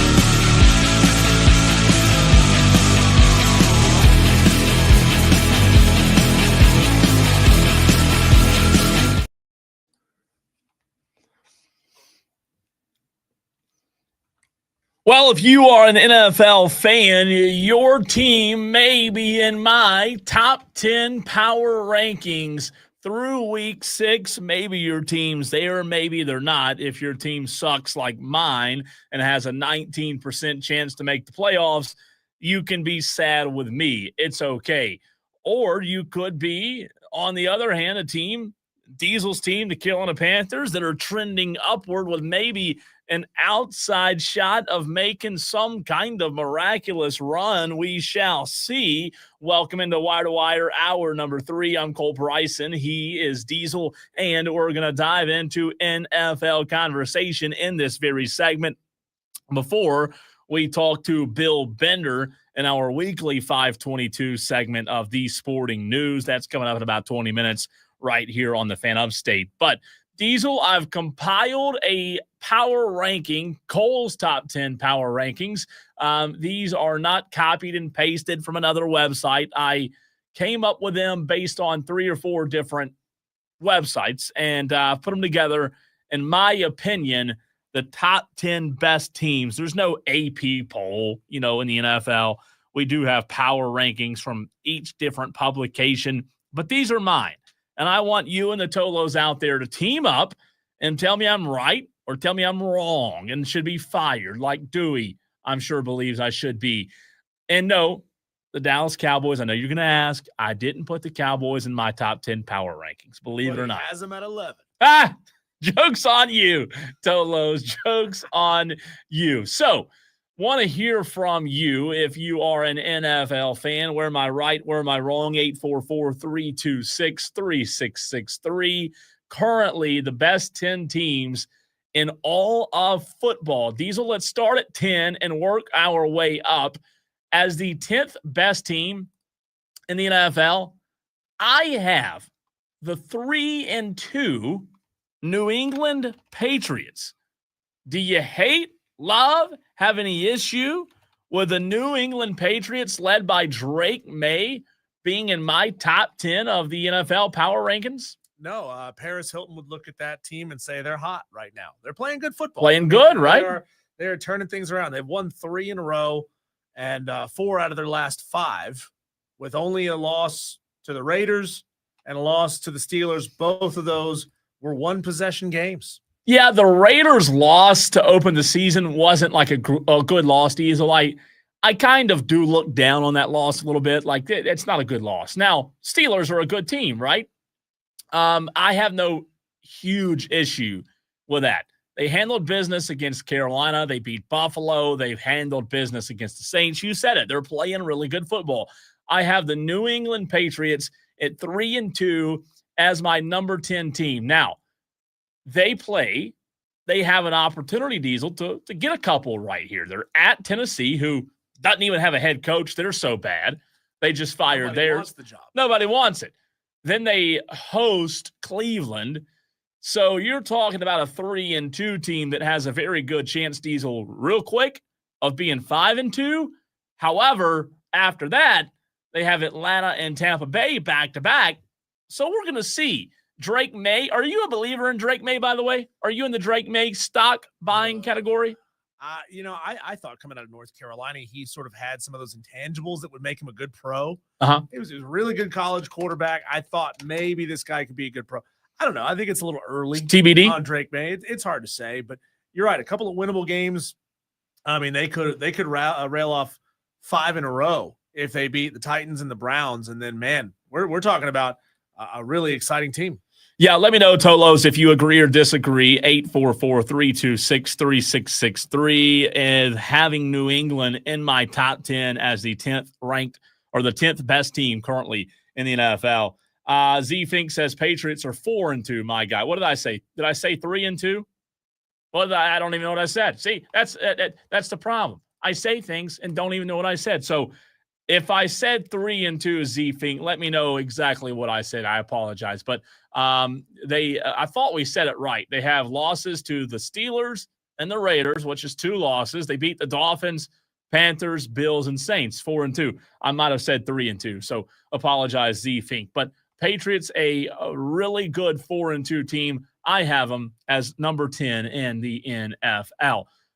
After that, Diesel, at number 9, you brought this team up earlier. Los Angeles Rams. They, I believe you basically hinted at the fact that their wins weren't like overly impressive. They beat Houston. They beat Tennessee. They lost in week 3, Diesel, to the Eagles. They beat the Colts, a good Colts team. And I think the Los Angeles Rams have surprised some people. They did lose the San Francisco 49ers on Thursday Night Football, but they came back and beat Baltimore. Baltimore's injured right now, depleted with injuries. No Lamar Jackson. I have the Los Angeles Rams at 9. Are they too high on my list? Maybe you could flip-flop them with the Patriots. It's hard to say. I mean, they are beating up on bad teams, right? They beat up on the Titans. Let me rephrase. They're not beating up on bad teams. They're just beating bad teams. They're beating bad teams. They did beat up on the Titans. They were in a close game on the road to the Eagles. They were in a close game against the 49ers. I just don't know. And that's why I'm not flat out saying with 100% certainty that the Carolina Panthers will beat the LA Rams in a couple of weeks. But I think there is a good enough chance. I just, they're playing solid defense, but it's against the Ravens. Right? They gave up 3 points to a backup against a historically bad Ravens team. Outside of that, they gave up 26 to the 49ers, 20 to the Colts. They gave up 33 to the Eagles. So they will give up some points. And I thought maybe there was a chance Carolina gets them.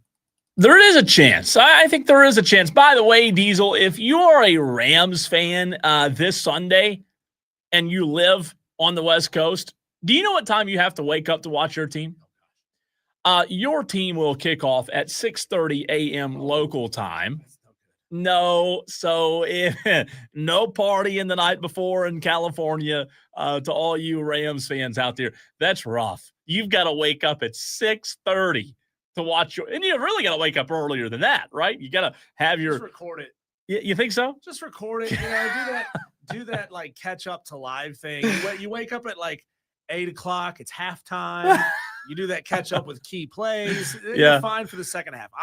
I will never get up at 6 a.m. to watch an NFL game. Not going to happen. Oh, my gosh. I'm going to the game. Yeah, it's an early start as that one is across the pond against Jacksonville. Who in the scheduling office hates West Coast football fans? That's funny, man. All right, so my NFL power rankings, I've got the Patriots at 10, the Rams at 9, Diesel at 8. I have the Philadelphia Eagles. Eagles team with only 2 losses on the season, but they are back-to-back losses with the Broncos and the Giants. I do not believe that this Philadelphia Eagles team is playing their best football. Hence, I don't have them near the top of the list. The Eagles, 8th best team. I know Eric Hines is texting in as we speak, very angry at me. Any issue with the Philadelphia Eagles being 8th on my list? Well, they are in a position to keep sliding. I mean, this Vikings team they're playing on the road is pretty a solid good football team. So there's a chance they lose 3 in a row. And then it starts really begging the question, like, what's going on with the defense? Because they've given up a lot of points the last 2 weeks. What's going on with their defense? Have they forgotten how to tackle? Is the tush push now, like, people expect it so they can stack the box and maybe stop it? Even players on their own team are saying, hey, we're a little too predictable in certain situations. And there's the drama with A.J. Brown, Jalen Hurts. I still think the Eagles are maybe I'd say top 3 talented rosters, but they're not playing like a top 5 team right now. So I've got them at number 8. At number 7, I have the Buffalo Bills. They dropped a little bit, Diesel, because of that loss on Monday night to Atlanta. The Buffalo Bills on the season, 2 losses. They opened up the season with a win, 41-40 against the Baltimore Ravens, but have lost to the Patriots and the Falcons. A very similar situation with Buffalo as Philadelphia, just not playing their best football right now. Yeah, that's it's a big fat question mark as to why Buffalo is not anywhere near what we expected them to be. It makes that win over Baltimore suspect, right? I mean, it does. They gave up 40 points to a Baltimore team that has just continued to get worse and worse week after week. What does that say about your defense? But I mean, clearly it's Josh Allen. They can still score. It's just, I don't know. It's a big question mark, and I'm glad you have them sort of on the bottom half of that top 10 because, yeah, they're a good team, but you just don't feel good about them winning games. You don't feel confident in their ability to win games. And I think they'll turn it around. I do, ultimately. I think they're, to your point, a good enough football team to get it figured out. I just, right now, they're not one of the top 5 teams, in my opinion. Coming in next, Diesel, at number 6 in my top 10 power rankings of NFL teams through week 6. At number 6, I have the Detroit Lions as the 6th best team. They lost to the Chargers, they lost to the Packers to open the season. They beat the Bears, they beat the Ravens, they beat the Browns, they beat the Bengals, lost to the Chiefs. They don't have a great win. They did beat a Bears team and scored 52 on them. We all know the Lions are capable of turning it on, but I have them at number 6 in my power rankings of top 10 teams. You love it or hate it? I like it. I mean, this is and this is true of the teams that we've already talked about on this list. In the NFL, it doesn't matter how much you beat teams by, right? No. This is it's not like college football where you got to win big, you got to look impressive to make your way up the polls. All you got to do is win by 1 point in the NFL. But you're right. I mean, they've beat up on some of the worst teams in the league. Yeah. Their first game against the Packers, they took an L. Chicago, okay, right? We just saw them beat the Commanders. But then terrible team, iffy team in the Chiefs, and they lost to the Chiefs. Tolos, continue to get your upset picks in, by the way, 844-326-3663. I'm glad you brought the Chiefs up, Diesel, because on my power rankings at number 5, I have the Kansas City Chiefs as the 5th best team in the NFL right now. The Chiefs started the year 0-2, lost to the Chargers, lost to the Eagles. They beat the Giants. They beat the Ravens. So they won 2 in a row. Then they lost to Trevor Lawrence, beat the Lions last week. The Chiefs are starting to play football in a more Chiefs-like manner, right? They're starting to look better after that bad 0-2 start. Kansas City played in the Super Bowl last year. Heck, they've played in every Super Bowl for the past, 6 years now, it feels like. But I think they're in an okay spot, Diesel. I've got them at number 5. Yeah, and their recent loss to the Jaguars ends up being not a bad loss. I mean, Jacksonville's 4-2.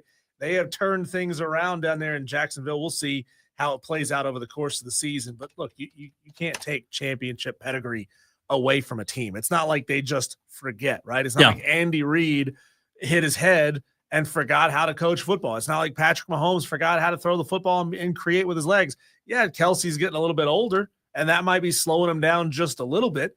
But, the great ones, the truly great ones, start to take their diminished athletic skill and turn that into more intelligent play, and that's how they can still get wins, and Kansas City's still doing that. Hollywood's starting to come on as of late. They're getting a receiver back here soon, so I think they'll continue to get better. My NFL power rankings, top 10, I've gotten through 5. Patriots 10, Rams 9, Eagles 8, Bills 7, Lions 6, Kansas City Chiefs at 5. That leaves 4, 3, 2, and 1.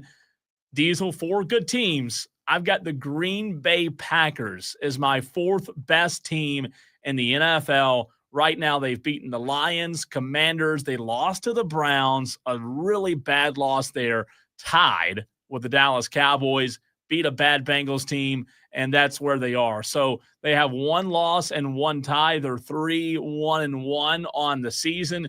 The Packers, I still think, are kind of in a category of we've got to wait and find out a little bit with Green Bay. Don't you feel that way? Yeah, Jordan Love playing good, not amazing, right? Not NFL MVP caliber, but hey, you got a really good running back in Josh Jacobs. He's playing well. Over on the defensive side of the ball, Xavier McKinney, he's getting picks this year. So, I think they're going to be one of those teams that probably finishes somewhere around 10 wins, maybe 11. Oh, yeah. They're going to win. Maybe 12. I think they're a division winner. I think they're making the playoffs. I love Jordan Love. Hopefully they can get Micah Parsons going a little bit better. Hadn't really had the start that he was hoping for, but they have so much talent on that football team. So I've got the Green Bay Packers at 4. That leaves 3 in my NFL power rankings. This is going to shock you, maybe, Diesel. We all love to hate them. Aaron Rodgers and the Pittsburgh Steelers. They are my 3rd ranked team, the third best team currently in the NFL. Who would have thought I would have the Steelers before the season began at number 3? You know what? I would have flat out forgot that Aaron Rodgers was the quarterback of the Pittsburgh Steelers if it wasn't for my neighbor across the street, who was a diehard Steelers fan, who yells at me across the road every day, "Hey, Diesel, how about Aaron Rodgers and those Steelers?" Wow, he rubs it in, huh? All the time. All the time. Yeah, I mean, look, it's impressive for Aaron to be able to do what he's doing. Yeah, they're a good team at this age and still playing this well. They've only had one loss, and it's to a pretty good Seattle team, right? Sam Darnold, they beat the Jets, they beat the Patriots, they beat the Vikings, they beat the Browns. They've had some impressive wins, Diesel. I've been surprisingly impressed with the Pittsburgh Steelers. Does a computer screen show a bunch of flashing black lines before it dies? Usually, yeah. Mine's doing that right now. Can you see this screen or no? No, you can't. Can you see that? Oh, that's not good. Is that good or no? No. That's not a feature. That's not like that's a bug, effect. Not a that's not like a cool effect you can hit my screen where dance party. I'm watching the stream. Yeah, that's what it looks like. It looks like it's about to kick the bucket here. I don't know. Hopefully, RIP, one more thing to email engineering about. So that leaves 2 teams, Diesel, as I have the Steelers as the third best team in the NFL on my top 10 power rankings. I've got the Indianapolis Colts. I mean, who would have thought going into the season the Colts would be in the conversation as one of the best teams in the National Football League, yet here they are. The Colts started the season with a win over Miami, beat Denver, beat Tennessee, lost to the Rams, beat the Raiders, and last week beat the Cardinals. This team, Daniel Jones, they look legit, Diesel. And occasionally they're winning big. Like there are some games where Daniel Jones is lights out. Looking at that 41-20 win on the road at the Titans. I know it's the Titans, but still. They put up 41 in that game. They put up 40 against the Raiders, 31 against the Cardinals. This team can score. They can score. And Daniel Jones, don't look now, but he looks like one of the better quarterbacks this season. He really does. So I've got them, the Indianapolis Colts, at number 2. And Diesel, that leaves one team. That leaves one team that I have not yet mentioned. The best team currently on the 15th day of October, according to me, Cole Bryson, in the NFL. Can we say it together? Yes. On 3. I'm going to guess. I'm not looking at your list. Yes. Guess what your number 1 is. Yes. Your 1 is. So 1, 2, 3. Tampa Bay Buccaneers. Well, we're both in the same state. Come on, Jacksonville's not a top 10 team. No, they're not. They've still got to check a couple of boxes, and you know what? They're 11. They're 11 on my list. But you're right. Okay. You could say, Cole, that's Jacksonville's got to be up there. Trevor Lawrence hater. I know, really. Look at me all of a sudden. I think Jacksonville is a good team. They've still got to answer some questions, but Tampa Bay, they're really good. Diesel, they started the season 3-0, wins over the Falcons, Texans, Jets. They lost to the Eagles. A lot of teams do. They beat the Seahawks the next week. They beat the 49ers. They have the Lions. By the way, get the popcorn now. This Monday night, Buccaneers at Detroit. Are you kidding me? Jared Goff versus Baker Mayfield. That'll be a lot of fun. If they beat the Lions, that's saying something because I also have them as a top 10 team. Baker Mayfield is the league MVP right now, isn't he? The world is a better place when Baker Mayfield is winning and is a happy man. Now, just give me more of that, please. I'm with you. I will say, I don't think statistically Dak's having a better year than Baker, which is insane, but his team's winning, so I can't put Dak into the MVP conversation, even though Dak does have the worst defense. So I have the Tampa Bay Buccaneers as the best team in the National Football League. How about it? Winning makes Baker happy, and bringing on our next guest makes me happy. Bill Bender, national guest from The Sporting News, going to join us to talk all things college football next.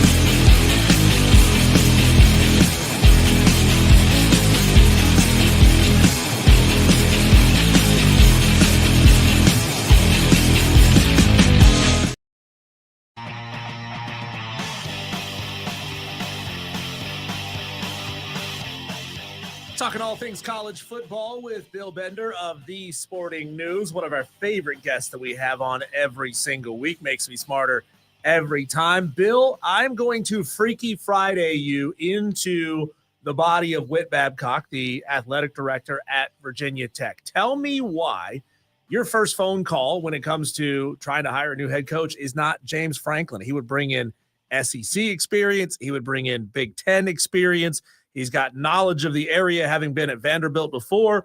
Tell me why I should not hire James Franklin to Virginia Tech.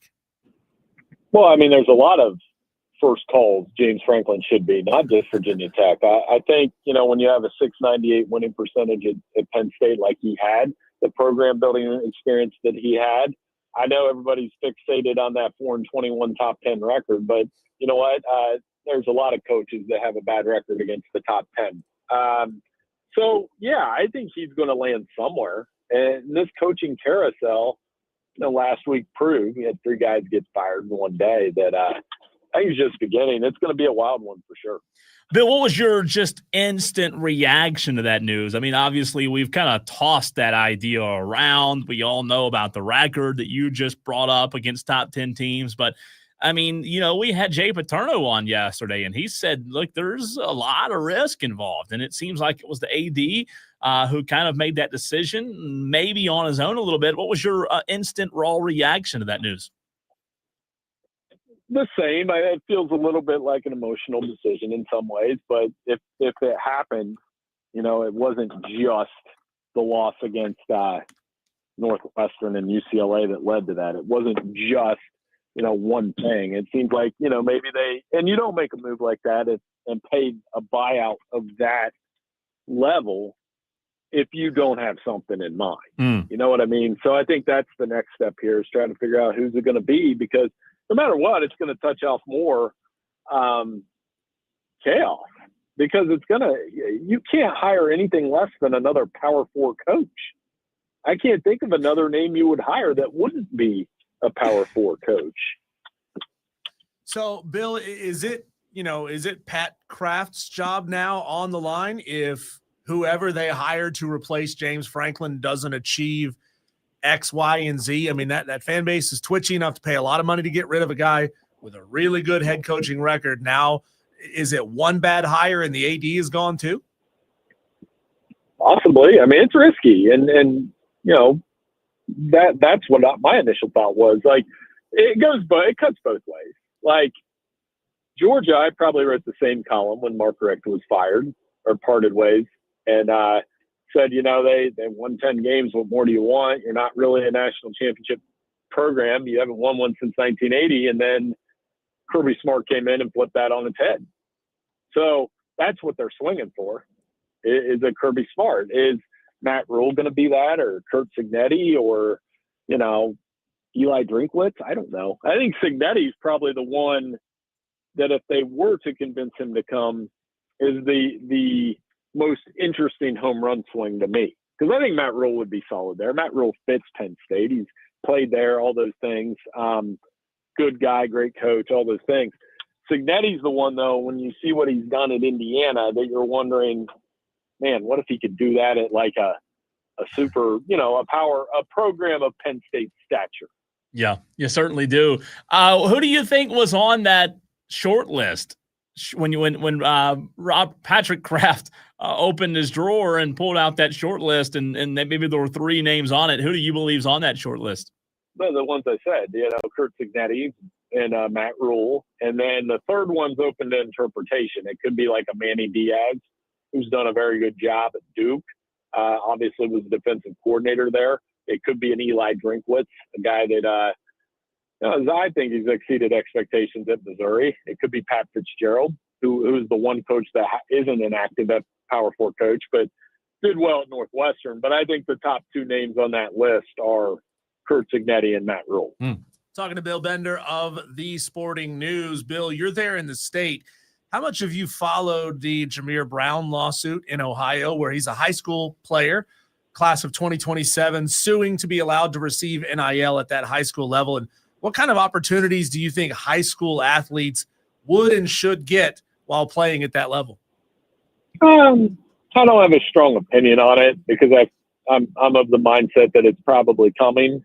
Ohio does not have that. I mean, my family lives in a city that has produced several NFL players in recent years. You know, Pickerington, Ohio is one of those places. Both high schools are powerhouses. You know, 5 guys, I think it's 6 guys actually on Ohio State's roster last year are from here. Jack Sawyer's in the NFL now. Sonny Styles will be in the NFL next year, and his brother Lorenzo too. So, yeah, I mean, that conversation's out there with 4- and 5-star kids, and we'll see how that goes.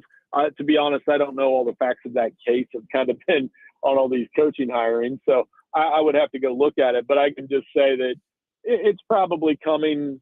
You know, if it's in other states, it's only a matter of time before it's everywhere. Bill Bender, the Sporting News, joining us right here on the Fan Upstate. You hear him on the Fan Upstate every Wednesday at this time. Hey, Bill, when you go back to Matt Rule, you brought that name up a minute ago. We all know what he's doing now at Nebraska, what he did at Baylor, or the Panthers as well. Do you feel like there could be a scenario when it comes to Kraft and this job search if Kurt Cignetti doesn't work out? Let's say that they can't get Cignetti to Penn State. Do you feel like that it could be maybe just a shoe-in type process where they don't really make it long and drawn out and they just announce Matt Rule as the next guy? And then what would your reaction be to that? Well, I don't think they can. Like, somebody proposed to me, like, could they hire Matt Rule right now? I said, well, if Matt Rule left Nebraska in the middle of a playoff push for Penn State, like Bobby Petrino did, you know, and that whole thing, it would be a disaster. Yeah. For him PR-wise. So I think it does need to be more like the NFL and constructed in a way that it makes sense to be like the NFL, where Matt Rule can just take that job if offered at the end of the season. And, you know, I know the portal and everything else is a factor in college football. I understand that. But and if they actually did hire Matt Rule, I think it would be a home run. You know, he's a guy that is it light years better than James Franklin? No. But, you know, Matt Rule has a way of doing things. He's in the middle of another 3rd-year makeover at Nebraska. He's won a lot of football games. He's a good guy.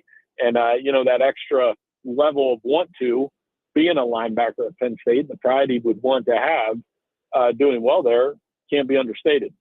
So, Bill, a follow-up to that, if that is the case, and I agree with you, by the way, why do you feel like Penn State went ahead and pulled the trigger when they did, with the timing being in the middle of the season? Why do you feel like they just couldn't wait till the end of the season? I think the frustration. Didn't know if it was tenable. I didn't think, you know, at the time though, that like James Franklin was going to get fired. Not after the last, but even after the last 2 games. And I think it's, you know, it's eye opening because other college football programs are going to go through this. It's more like the NFL now, where you're going to have a dud of a season, you know, and everything's geared toward the 12-team college football playoff. And they had a coach who was capable of getting them to the 12-team college football playoff on an annual basis. I mean, had we been in a 12-team format since 2014, he would have a lot more playoff appearances.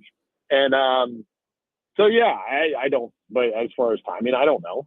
I mean, other than they were willing to move on, they've got another guy in mind, and you got to start back-channeling that, I suppose. But that would be my best answer. Bill, about an hour ago, we had on Toby Rowland, the Oklahoma Sooners play-by-play voice, and I asked him about the Big 12 official account retweeting Brent Venables and talking some trash about his tenure the last 2 years that Oklahoma was in the Big 12. I know. I guess we're in that era where nobody is above rolling around in the mud. I mean, think about Wendy's, and they roast other accounts all the time. I mean, is it good for college football when the biggest accounts, official accounts of conferences, are rolling around in the sort of snarky, trash-talking world? No.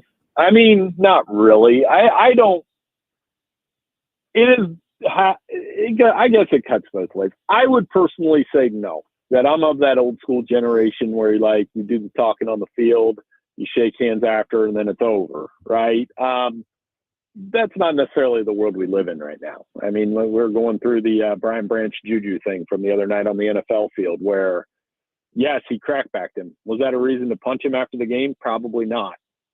You and now both fan bases are just blaming the other one, and it's messy and it's gross. But I'm just not a do that kind of guy, and I never have been. And for conferences to do that, I know everybody wants to be funny and cute and those kind of things, but in the interest of sportsmanship, and anybody that's spent as much time coaching youth sports as I have, they'll tell you that sportsmanship isn't the greatest right now, and we're trying to teach those lessons. And so that's where I'm at on that. Bill Bender, The Sporting News, joining us right here on the Fan Upstate. Bill, where are you on Ohio State? They handed Illinois a pretty good beatdown. That game was never really close. I know the score doesn't look like a blowout, but Ohio State did a pretty good job, in my opinion, of taking care of business on Saturday. Is Ohio State just far above everybody else when it comes to being the best team in the country? Because they're thus far, they don't have many blemishes. No, they're really good. They've allowed 6.8 points per game on defense. The only national champion since 1998 that allowed fewer points through 6 games was Georgia in 2021. They were at 5.5, and we, when you watch that Georgia defense that year, you were like, yeah, they're going to win the national title. This Ohio State team's even better on offense with Julian Sayin and Jeremiah Smith. And I'm not saying they can't get beat. Anybody can get beat, but they are a little bit of a touch above everybody else, in my opinion. There's a handful of teams I would like to see play them: Indiana, Miami, Alabama, maybe Oregon. But and you get them in that 12-team setup, they're going to be really tough to beat. Bill, all over Twitter right now, there are rumors that it is a done deal and Billy Napier is going to be fired on Sunday morning. I mean, I don't know if there's anybody else who wins when he absolutely has to more than Billy Napier, but it's clear that the Florida fans don't want him around anymore. So, to be honest, what difference does it make if he wins a game this weekend against Mississippi State or whoever it may be? If you don't want him around, just go ahead and fire him. If you think you can do better, go ahead and fire him. But, what are you making of even like big outlets, Yahoo Sports and others like it, having this news that somebody is going to be fired? That it'll probably happen. Matt Hayes reported on that. And I always trust Matt. I worked with him at Sporting News, one of the best college football writers in the country. He's a mentor to me and a good friend. So if he's reporting it, pretty live. I think it's going to happen then at that point. And why not do it now? Just fire him now, instead of going out and playing Mississippi State. And, the atmosphere would probably feel like a lake. I don't know if that's good business, but I think, again, this is the world we live in where you've got to start turning the wheels on who the next guy is going to be, because a lot of those will happen in November, pending playoff teams. And if you're trying to grab a guy from a playoff team. So maybe there's another place where, if you're going to go that way, why not go to James Franklin? He could complain about losing against top 10 teams, but he did a good job in the SEC when he was at Vandy, and would be a type of fit there that would do well. What about Lane Kiffin? Do you think that could be a realistic possibility or no? I mean, that's the other name. Now, we could ask the same question we asked about Kurt Cignetti leaving for Penn State. Is in its current state, in the present tense, is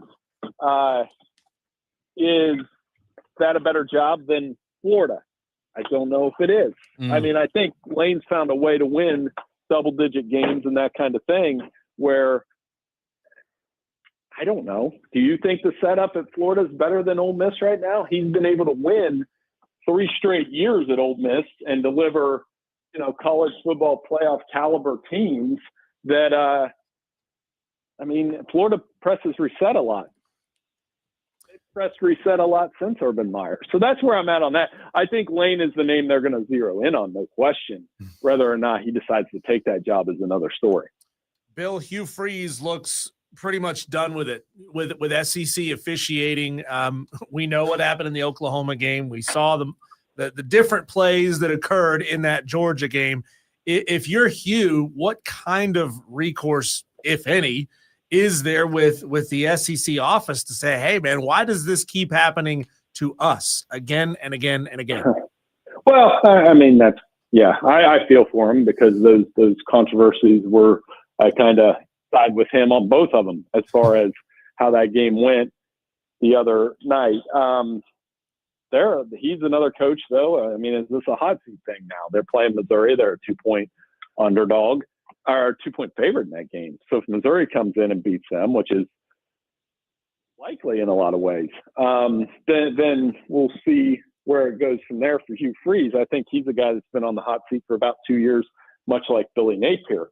But I don't know where there's another place where James Franklin would do well. So it's just my way of saying that it is getting wild. It will continue to get wild. And I don't see any end in sight, especially with this cycle.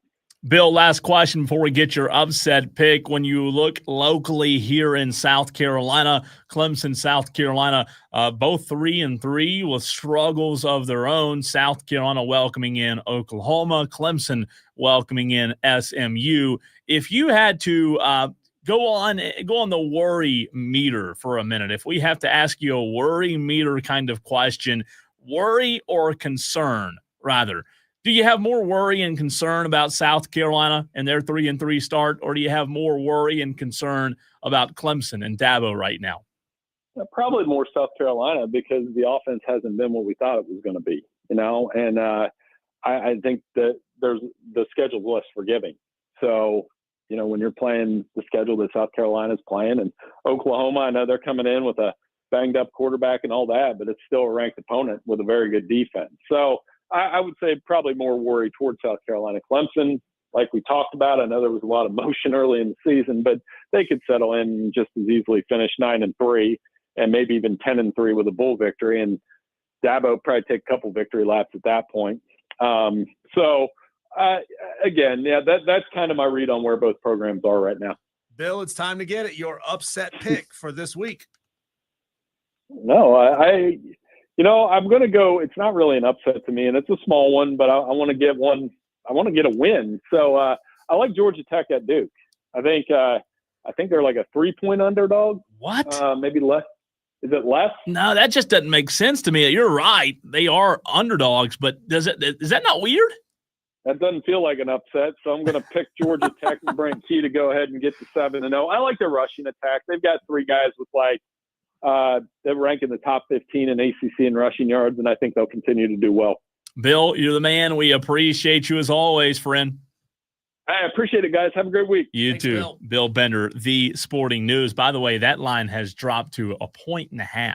Ooh. So he's only going to get 1.5 if Georgia Tech beats Duke.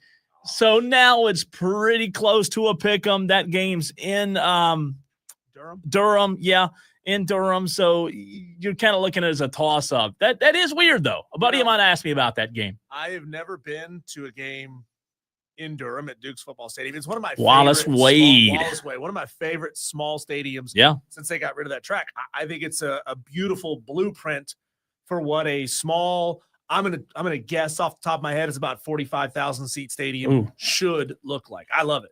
I have never been either. That's a good question. Is it 40? Let's see. It is. You're right at it. 40,000. Very small, like half the size of Clemson. When you talk about Wallace Wade Stadium, I don't have my upset pick. I know we got to run the break. I don't know when I'll have it, but maybe Diesel. The reason I've been so bad at this challenge is because I rush it. Oh, that's why. I need to mull on it a little bit more. How about that? Yeah. Is that a good reason? You're rushing. I'm rushing. I got to slow down and think about this thing more when it comes to the upset picks challenge. We'll see if that works. I need anything I can get right now. On the other side, how about this Urban Meyer audio on the firing of James Franklin, man? If you hadn't heard this is intriguing. A little knee-jerk reaction. Urban Meyer next.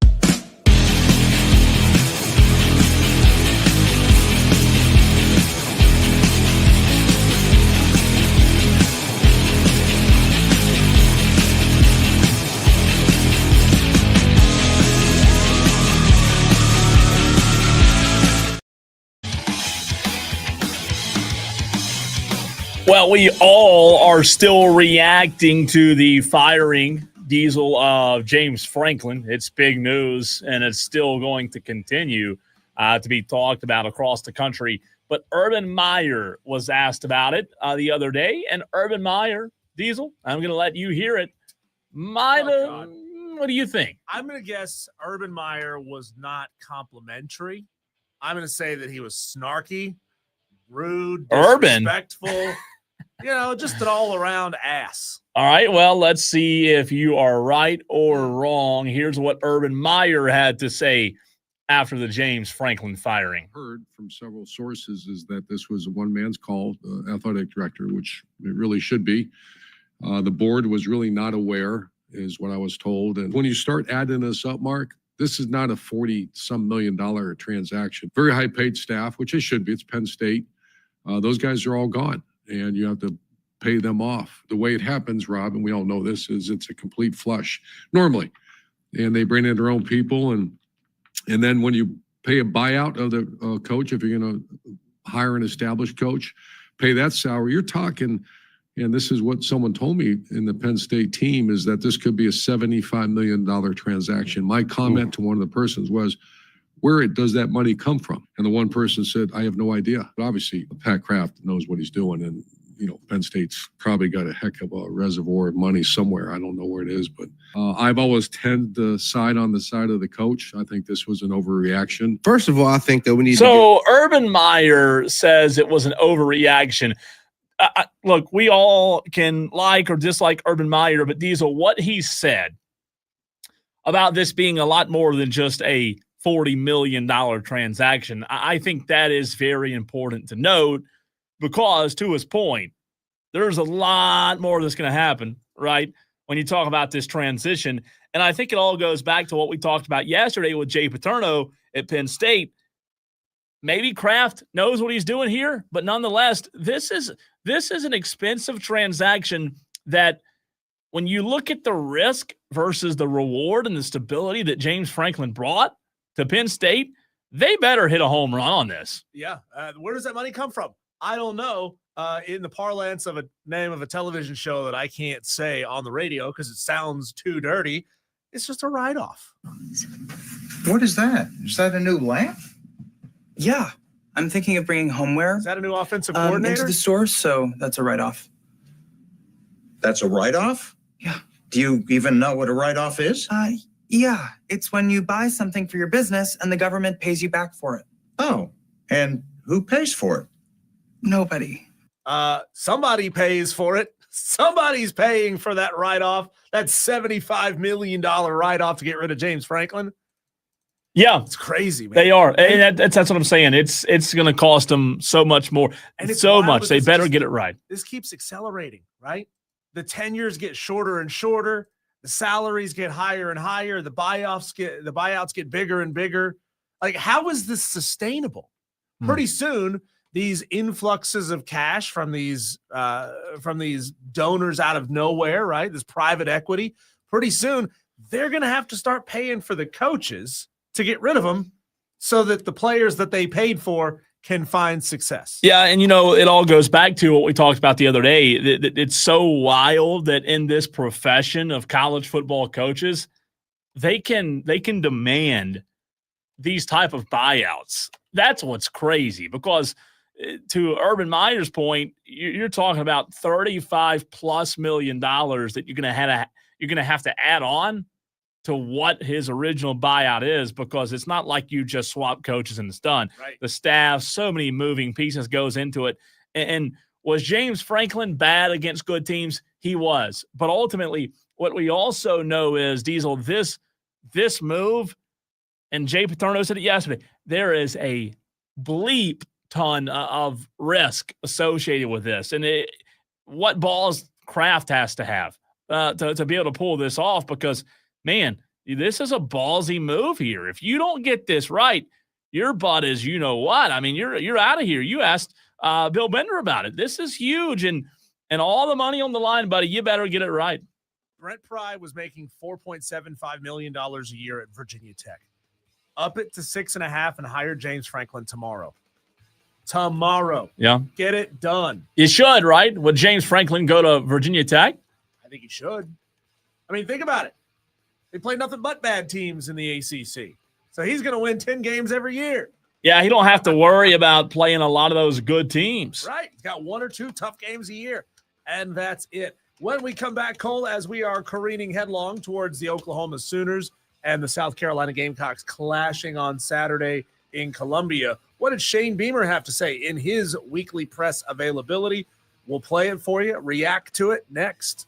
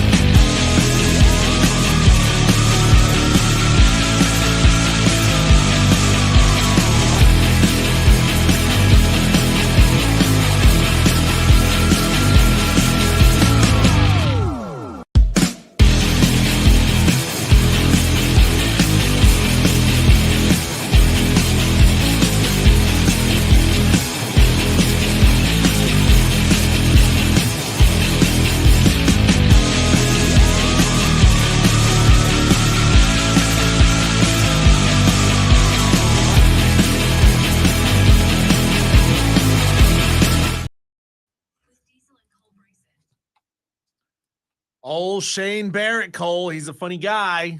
He's got jokes. Shane Barrett texting in and says, do you need me to come on the show to say the name of that TV show that you can't say the name of on the air?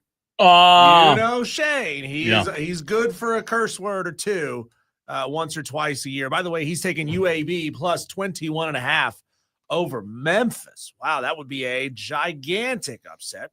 Whoever, I don't even know who the interim coach is at UAB. That is, again, Shane's being Shane. Yeah. Go big or go home, Shane, right? That's it. Speaking of Shane Beamer had his press availability, and we're going to play back that audio, see what he had to say, react to it, see if he's telling the truth. We can see through the smoke screen. Let's play it, Cole. What did Shane have to say? Welcome back. Hope everybody had a safe trip home from Baton Rouge. I should have said this the other night and forgot, but want to thank our fans that were down at LSU the other night. They were awesome. From the looking out my window at the hotel all day Saturday, we stayed right on the interstate, and I feel like every time I looked out the window, I saw a car on the interstate headed towards campus with Gamecock flags on the car. Driving into campus, all the rabid fans, but you saw a lot of South Carolina fans out there tailgating. Also, as we came in, when the buses dropped us off, all the Gamecock fans that were there to meet us when we got off the bus, that was awesome. All the fans that were down there in that corner by our locker room were loud and made their presence felt. And it was a sea of garnet and black down there, which was awesome. And then during pregame warmups, I looked up in the upper deck, kind of behind our bench, and there was a whole swath of garnet and black up there in the upper deck also. So really appreciate them making the trip down there. Sorry that we didn't get a win for you. Wanted nothing more than to get a win while we were down there for all of our awesome fans that were down there. But really, really, really appreciate them traveling and making the trip down to Louisiana. It's great having them there. And it's what South Carolina football is about, what this program's about, what this university is about, what this fan base is about. So thank you very, very, very much. And then we're going to need you again on Saturday. First day game that we've had here at home. So we've got to get up early and get the tailgating going early, get in here early. I know what traffic is like on State Fair Saturday, and we know it's going to be a lot of traffic. So leave early, get here, tailgate. We need you in there early, and we need a home field advantage. It doesn't matter. We talk to our players. It doesn't matter. Game time, location, none of that should change how we play, and none of that should change how we cheer and the noise we make on Saturday, whether it's a 12:45 game or a 7:45 game. It needs to be loud. We've got a really, really good opponent coming in here that's playing their first. Real quick on that loud early crowd, Diesel, you're going to the game, right? Yeah. What time is Diesel heading to Columbia?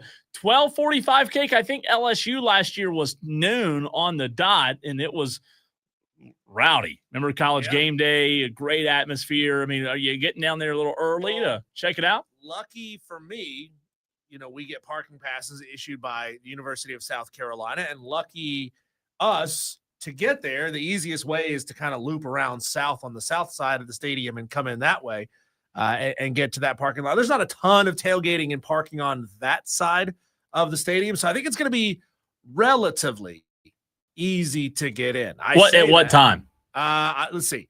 Doing the math here, 12:45. I'd like to be in the stadium an hour before kickoff. So that's 11:45. And then you got to go 2 hours of drive time. That's 9:45. Probably good idea to add another hour onto that. So that means leaving Greenville at like 8:30, 8:45 to get there. And if I get there with plenty of time, I'll walk around, take in the sights. Yeah, if you were to leave Greenville at 8:30, that would put you there at, like you said, roughly 10:30, depending on traffic, maybe a little sooner. 10:30 by the time you get in your parking spot. Yeah. I would think it'd be okay then. That noon game though, I need to leave a little earlier than that. It's tough. I hate Columbia that early. Yeah. I hate it. I mean, wheels turning at like 7:45. Yeah, it is so. There's one way in, there's one way out. Yeah. And that's Columbia. But you know what? I was there a couple of weeks ago, and it got that way at night. It was just backed up, log jam. Hopefully, it's not too bad. For all the money that there is in the SEC, and all these towns are the same way, right? Because most of them are small college towns, and they weren't anticipating the day that, eventually they're going to have 100,000 people on site or more when there's state fairs involved. Yeah. I'm surprised. I'm really shocked that the universities don't buy up like ingress and egress corridors and then toll people going in. Yeah. Right. Yeah. And think about it this way. If South Carolina owned that road, and I don't remember the name of the road off the top of my head that you take to get into the assigned parking area. Yeah.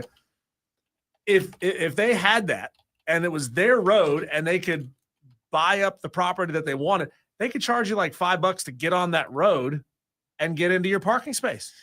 Yeah, usually when you have a later game, fans trickle in. Sure. Night game or afternoon game, diesel fans are trickling in. But for a 12:45 kick, that place is going to be tight. So yeah, I might want to try to get up earlier than that. I don't envy you at all. I'm going to Clemson to cover Clemson SMU, but it's not till 3:30. Right. So I'll have a little bit more time. So that means everybody's going to be watching the Clemson game on their televisions before going into the South Carolina game. Opposite.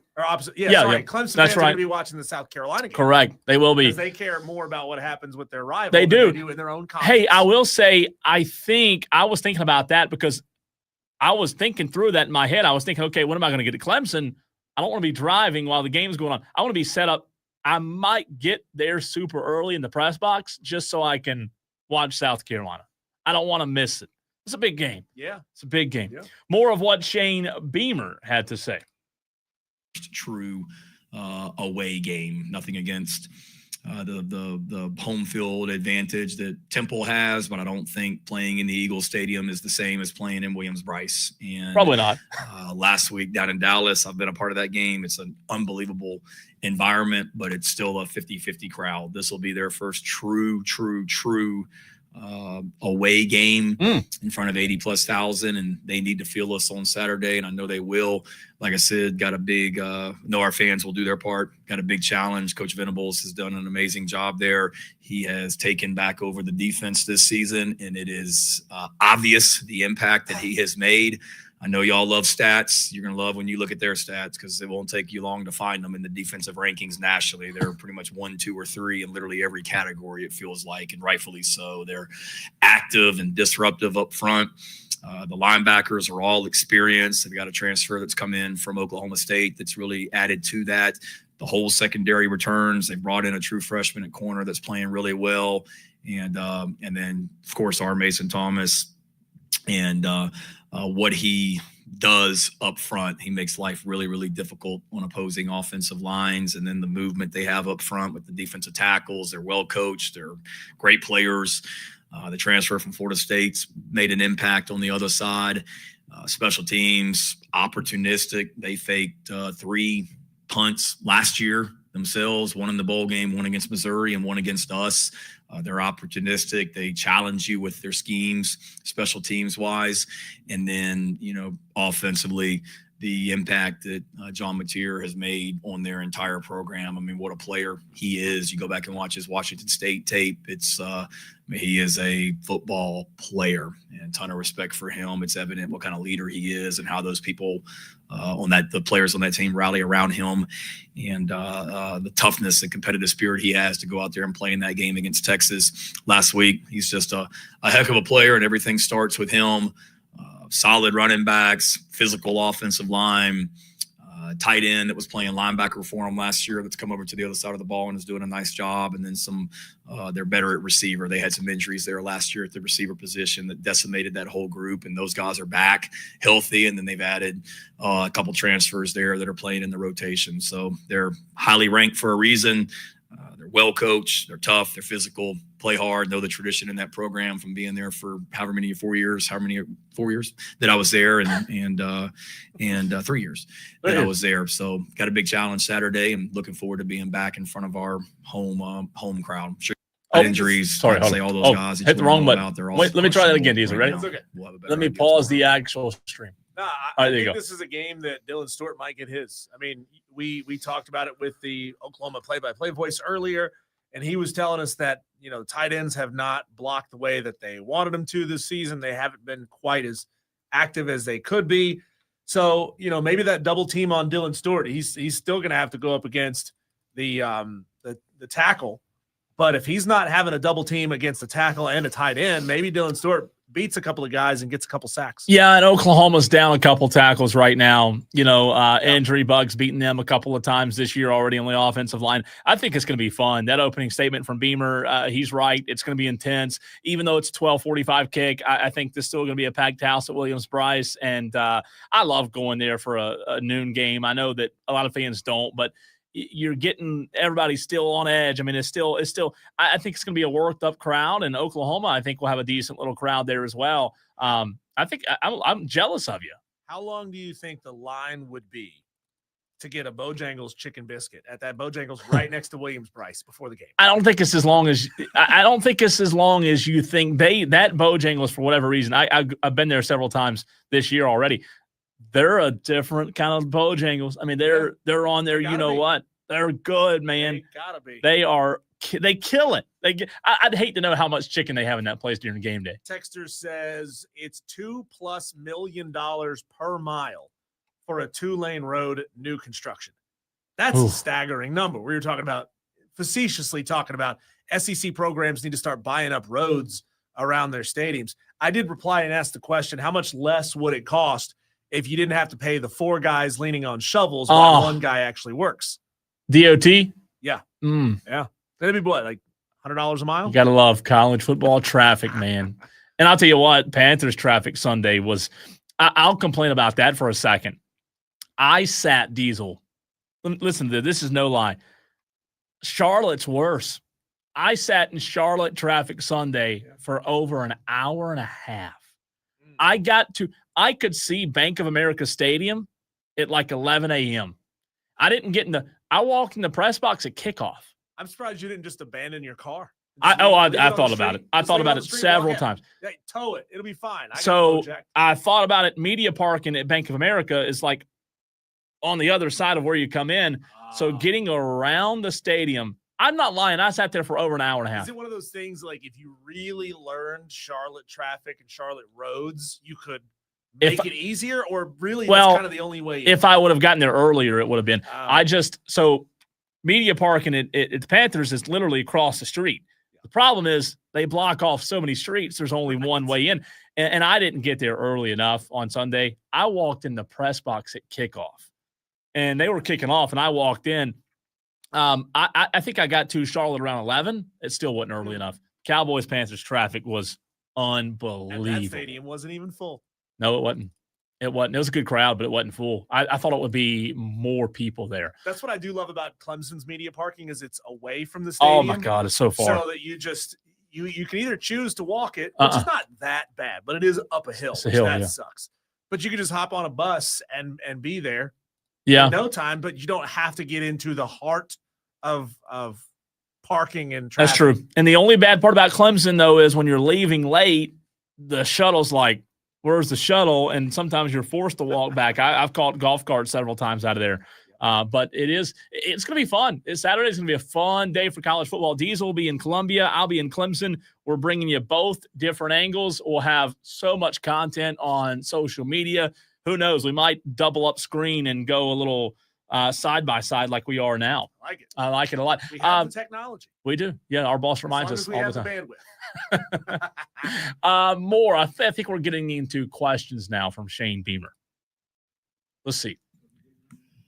Shane, not looking for specifics, but in terms of blocking schemes, how different do you think Sean's approach will be from what Lonnie had? Yes, if I was Oklahoma, I would go back and study every game that Sean had as the head coach at Georgia State, every game that he coached here as the offensive line coach, and every game that he coached at App State. And that's a good start for them and everything. Now, having said that, in all seriousness, certainly there's going to be things in the run game that he really likes that maybe we haven't been doing as much that we'll, add. Certainly we're going to add some things to to the scheme, but you can't just blow everything up and say, okay, all of a sudden we're going to become a, whatever type team, and we haven't been doing it all season. So we're going to continue to do what we do, but there'll be some new, twist off of it. There may be one or two new schemes that he feels like he wants to implement.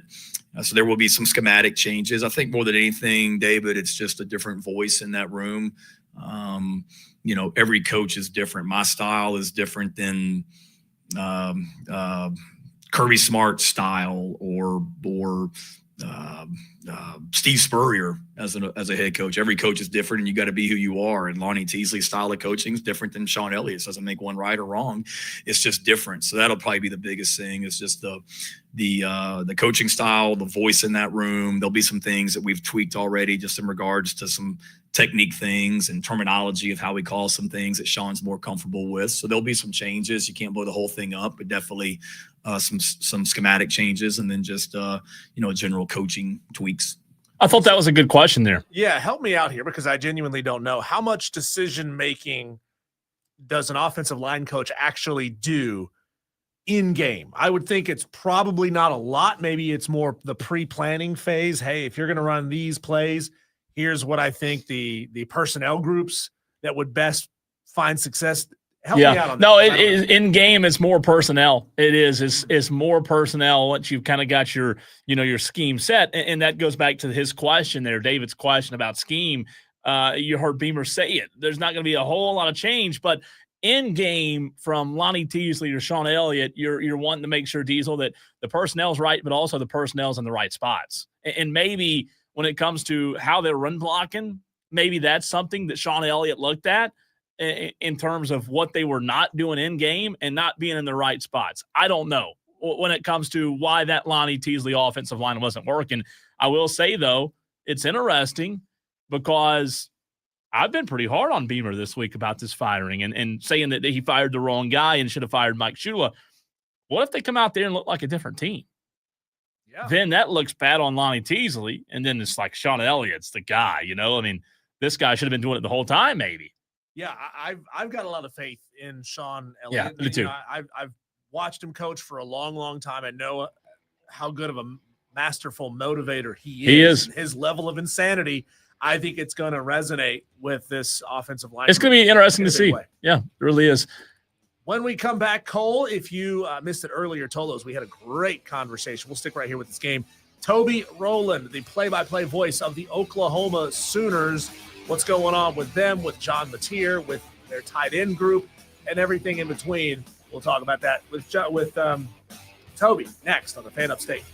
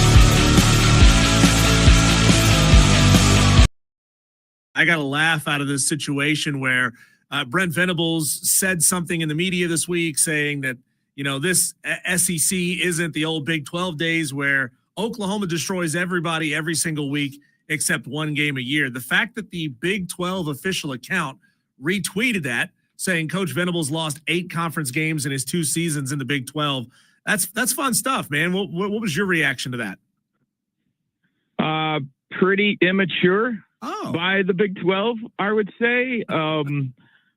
Fact of the matter is Oklahoma won 14 of the 28 Big 12 championships when they were in the league. And Brent Venables has only been the head coach 2 years in the Big 12, but he was the defensive coordinator here for better part of a decade, and Oklahoma did win a vast majority of their games by a lot of points.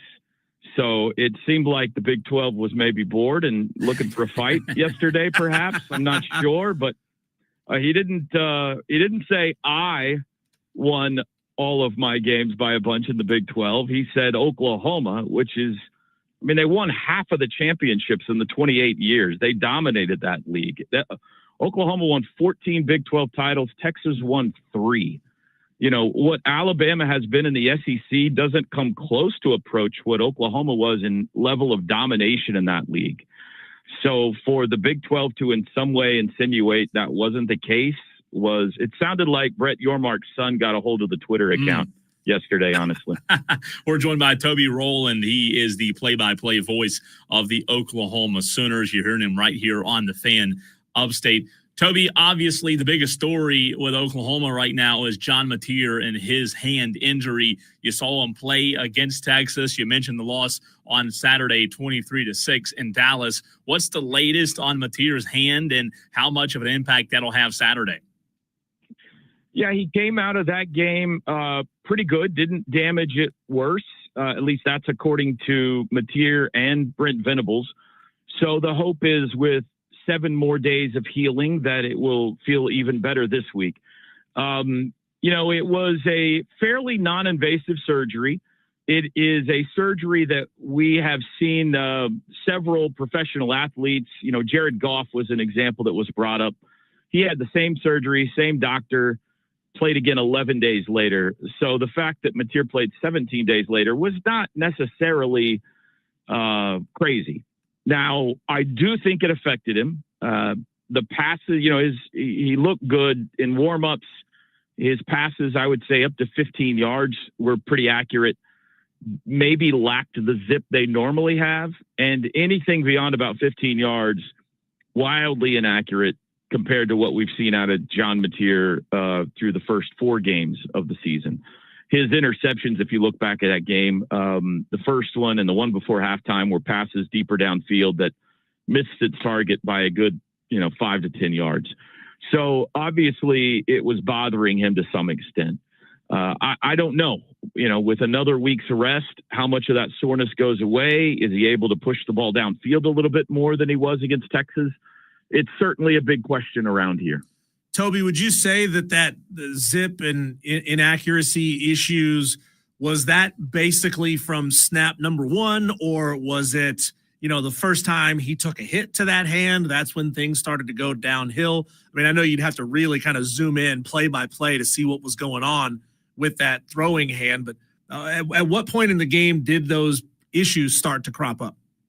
Well, you started to see it. The first interception came in the second quarter, and it was a pass down the seam, about a 30-yarder that was wide of the mark considerably.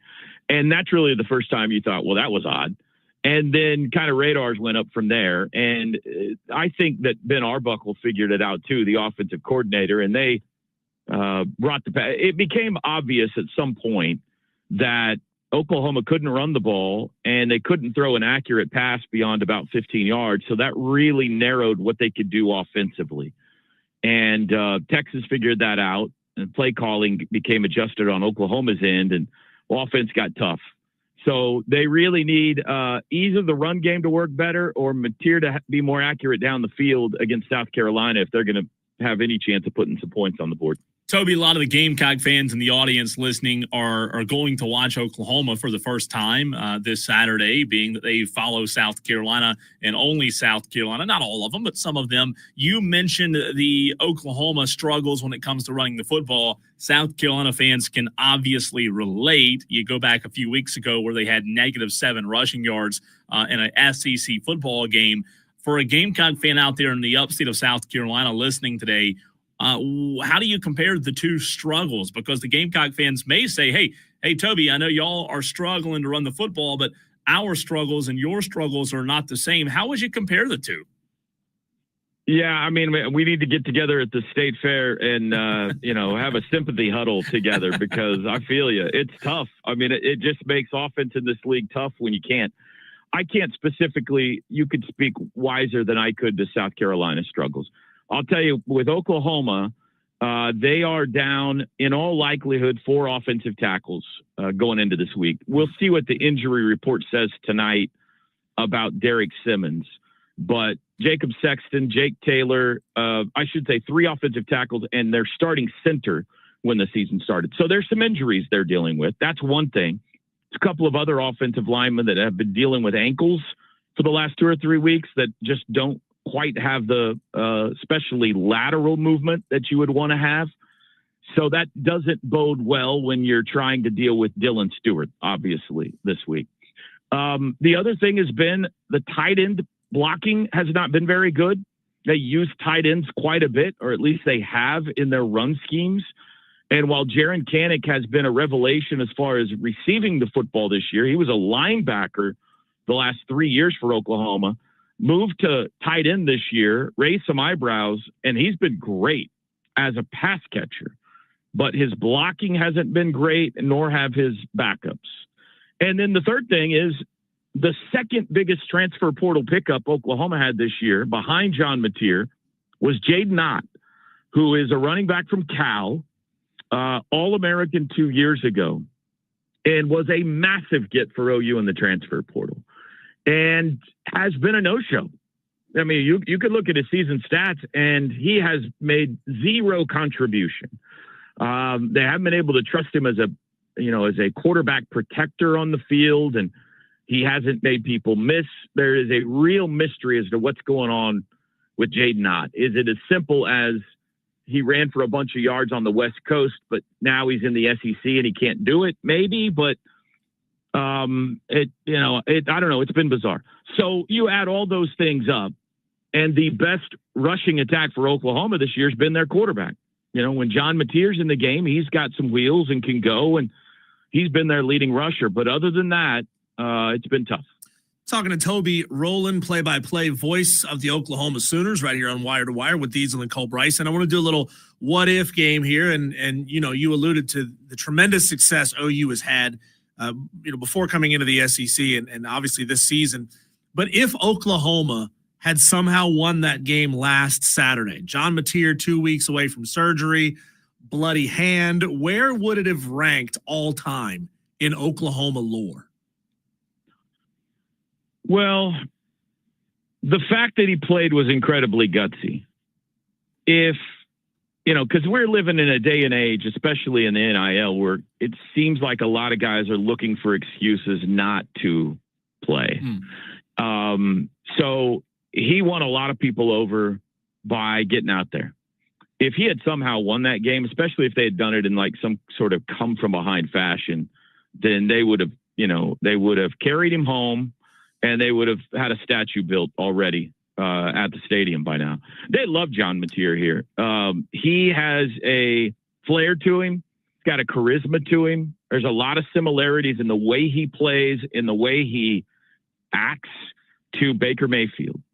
And Baker is probably one of the 2 or 3 most popular football players in Oklahoma history. And he's been great. I mean, Mateer's the first 4 games, you could have argued he was the front runner for the Heisman Trophy with the way he played. But then he got injured, missed a game, and came back and didn't play very well. So he's going to have to – the fan base is not putting that loss on John Mateer. I think they appreciate his gutsiness.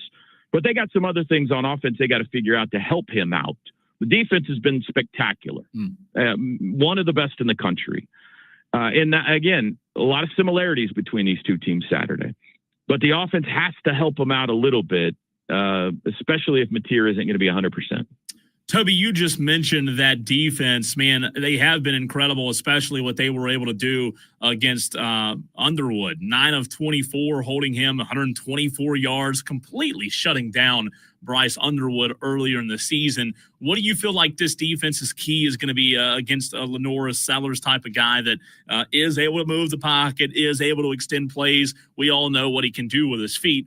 How do you think that changes Oklahoma's game plan, if any? Well, this is a defense that's been very good on the line. They get a lot of pressure. They have a ton of tackles for loss and a bunch of sacks.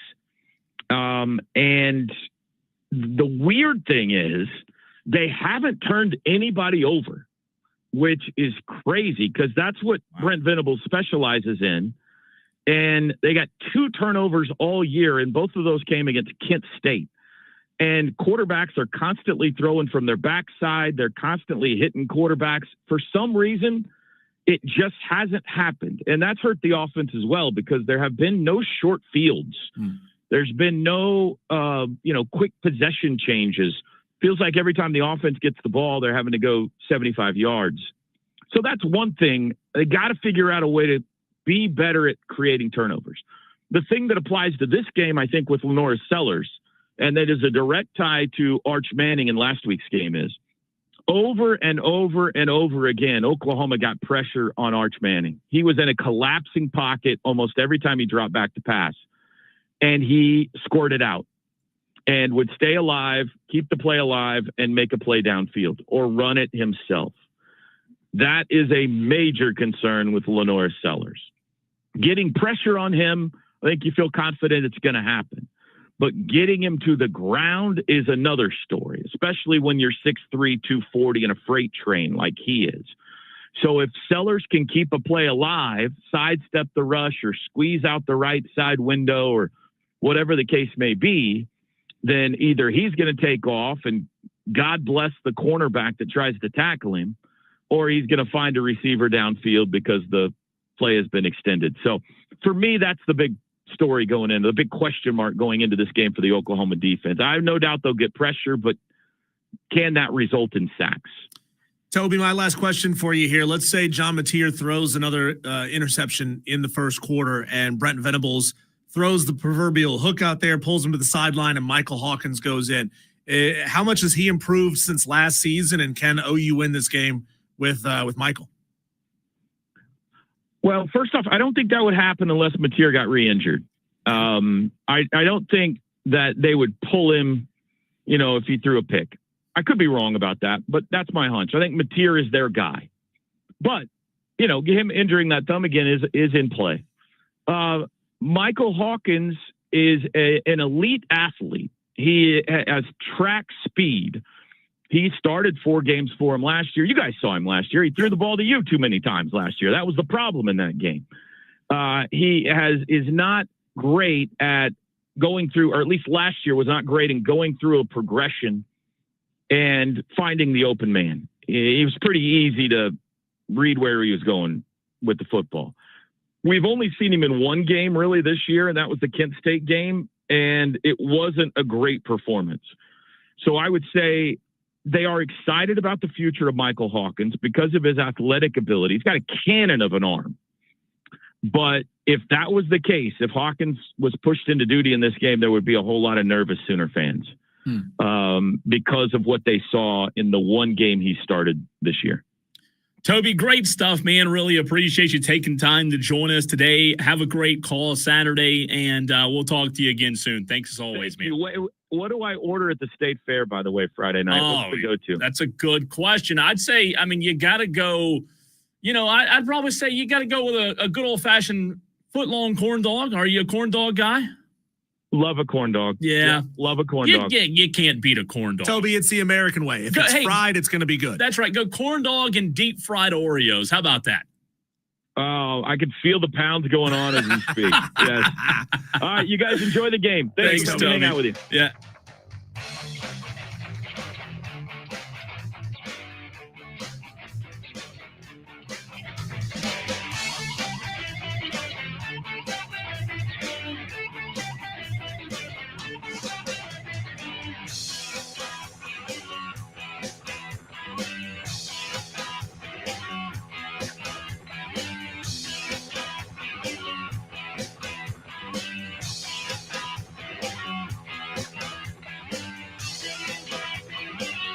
Hey, Tolos, it's Cole from Wire to Wire, and I want to encourage you to do what I do and use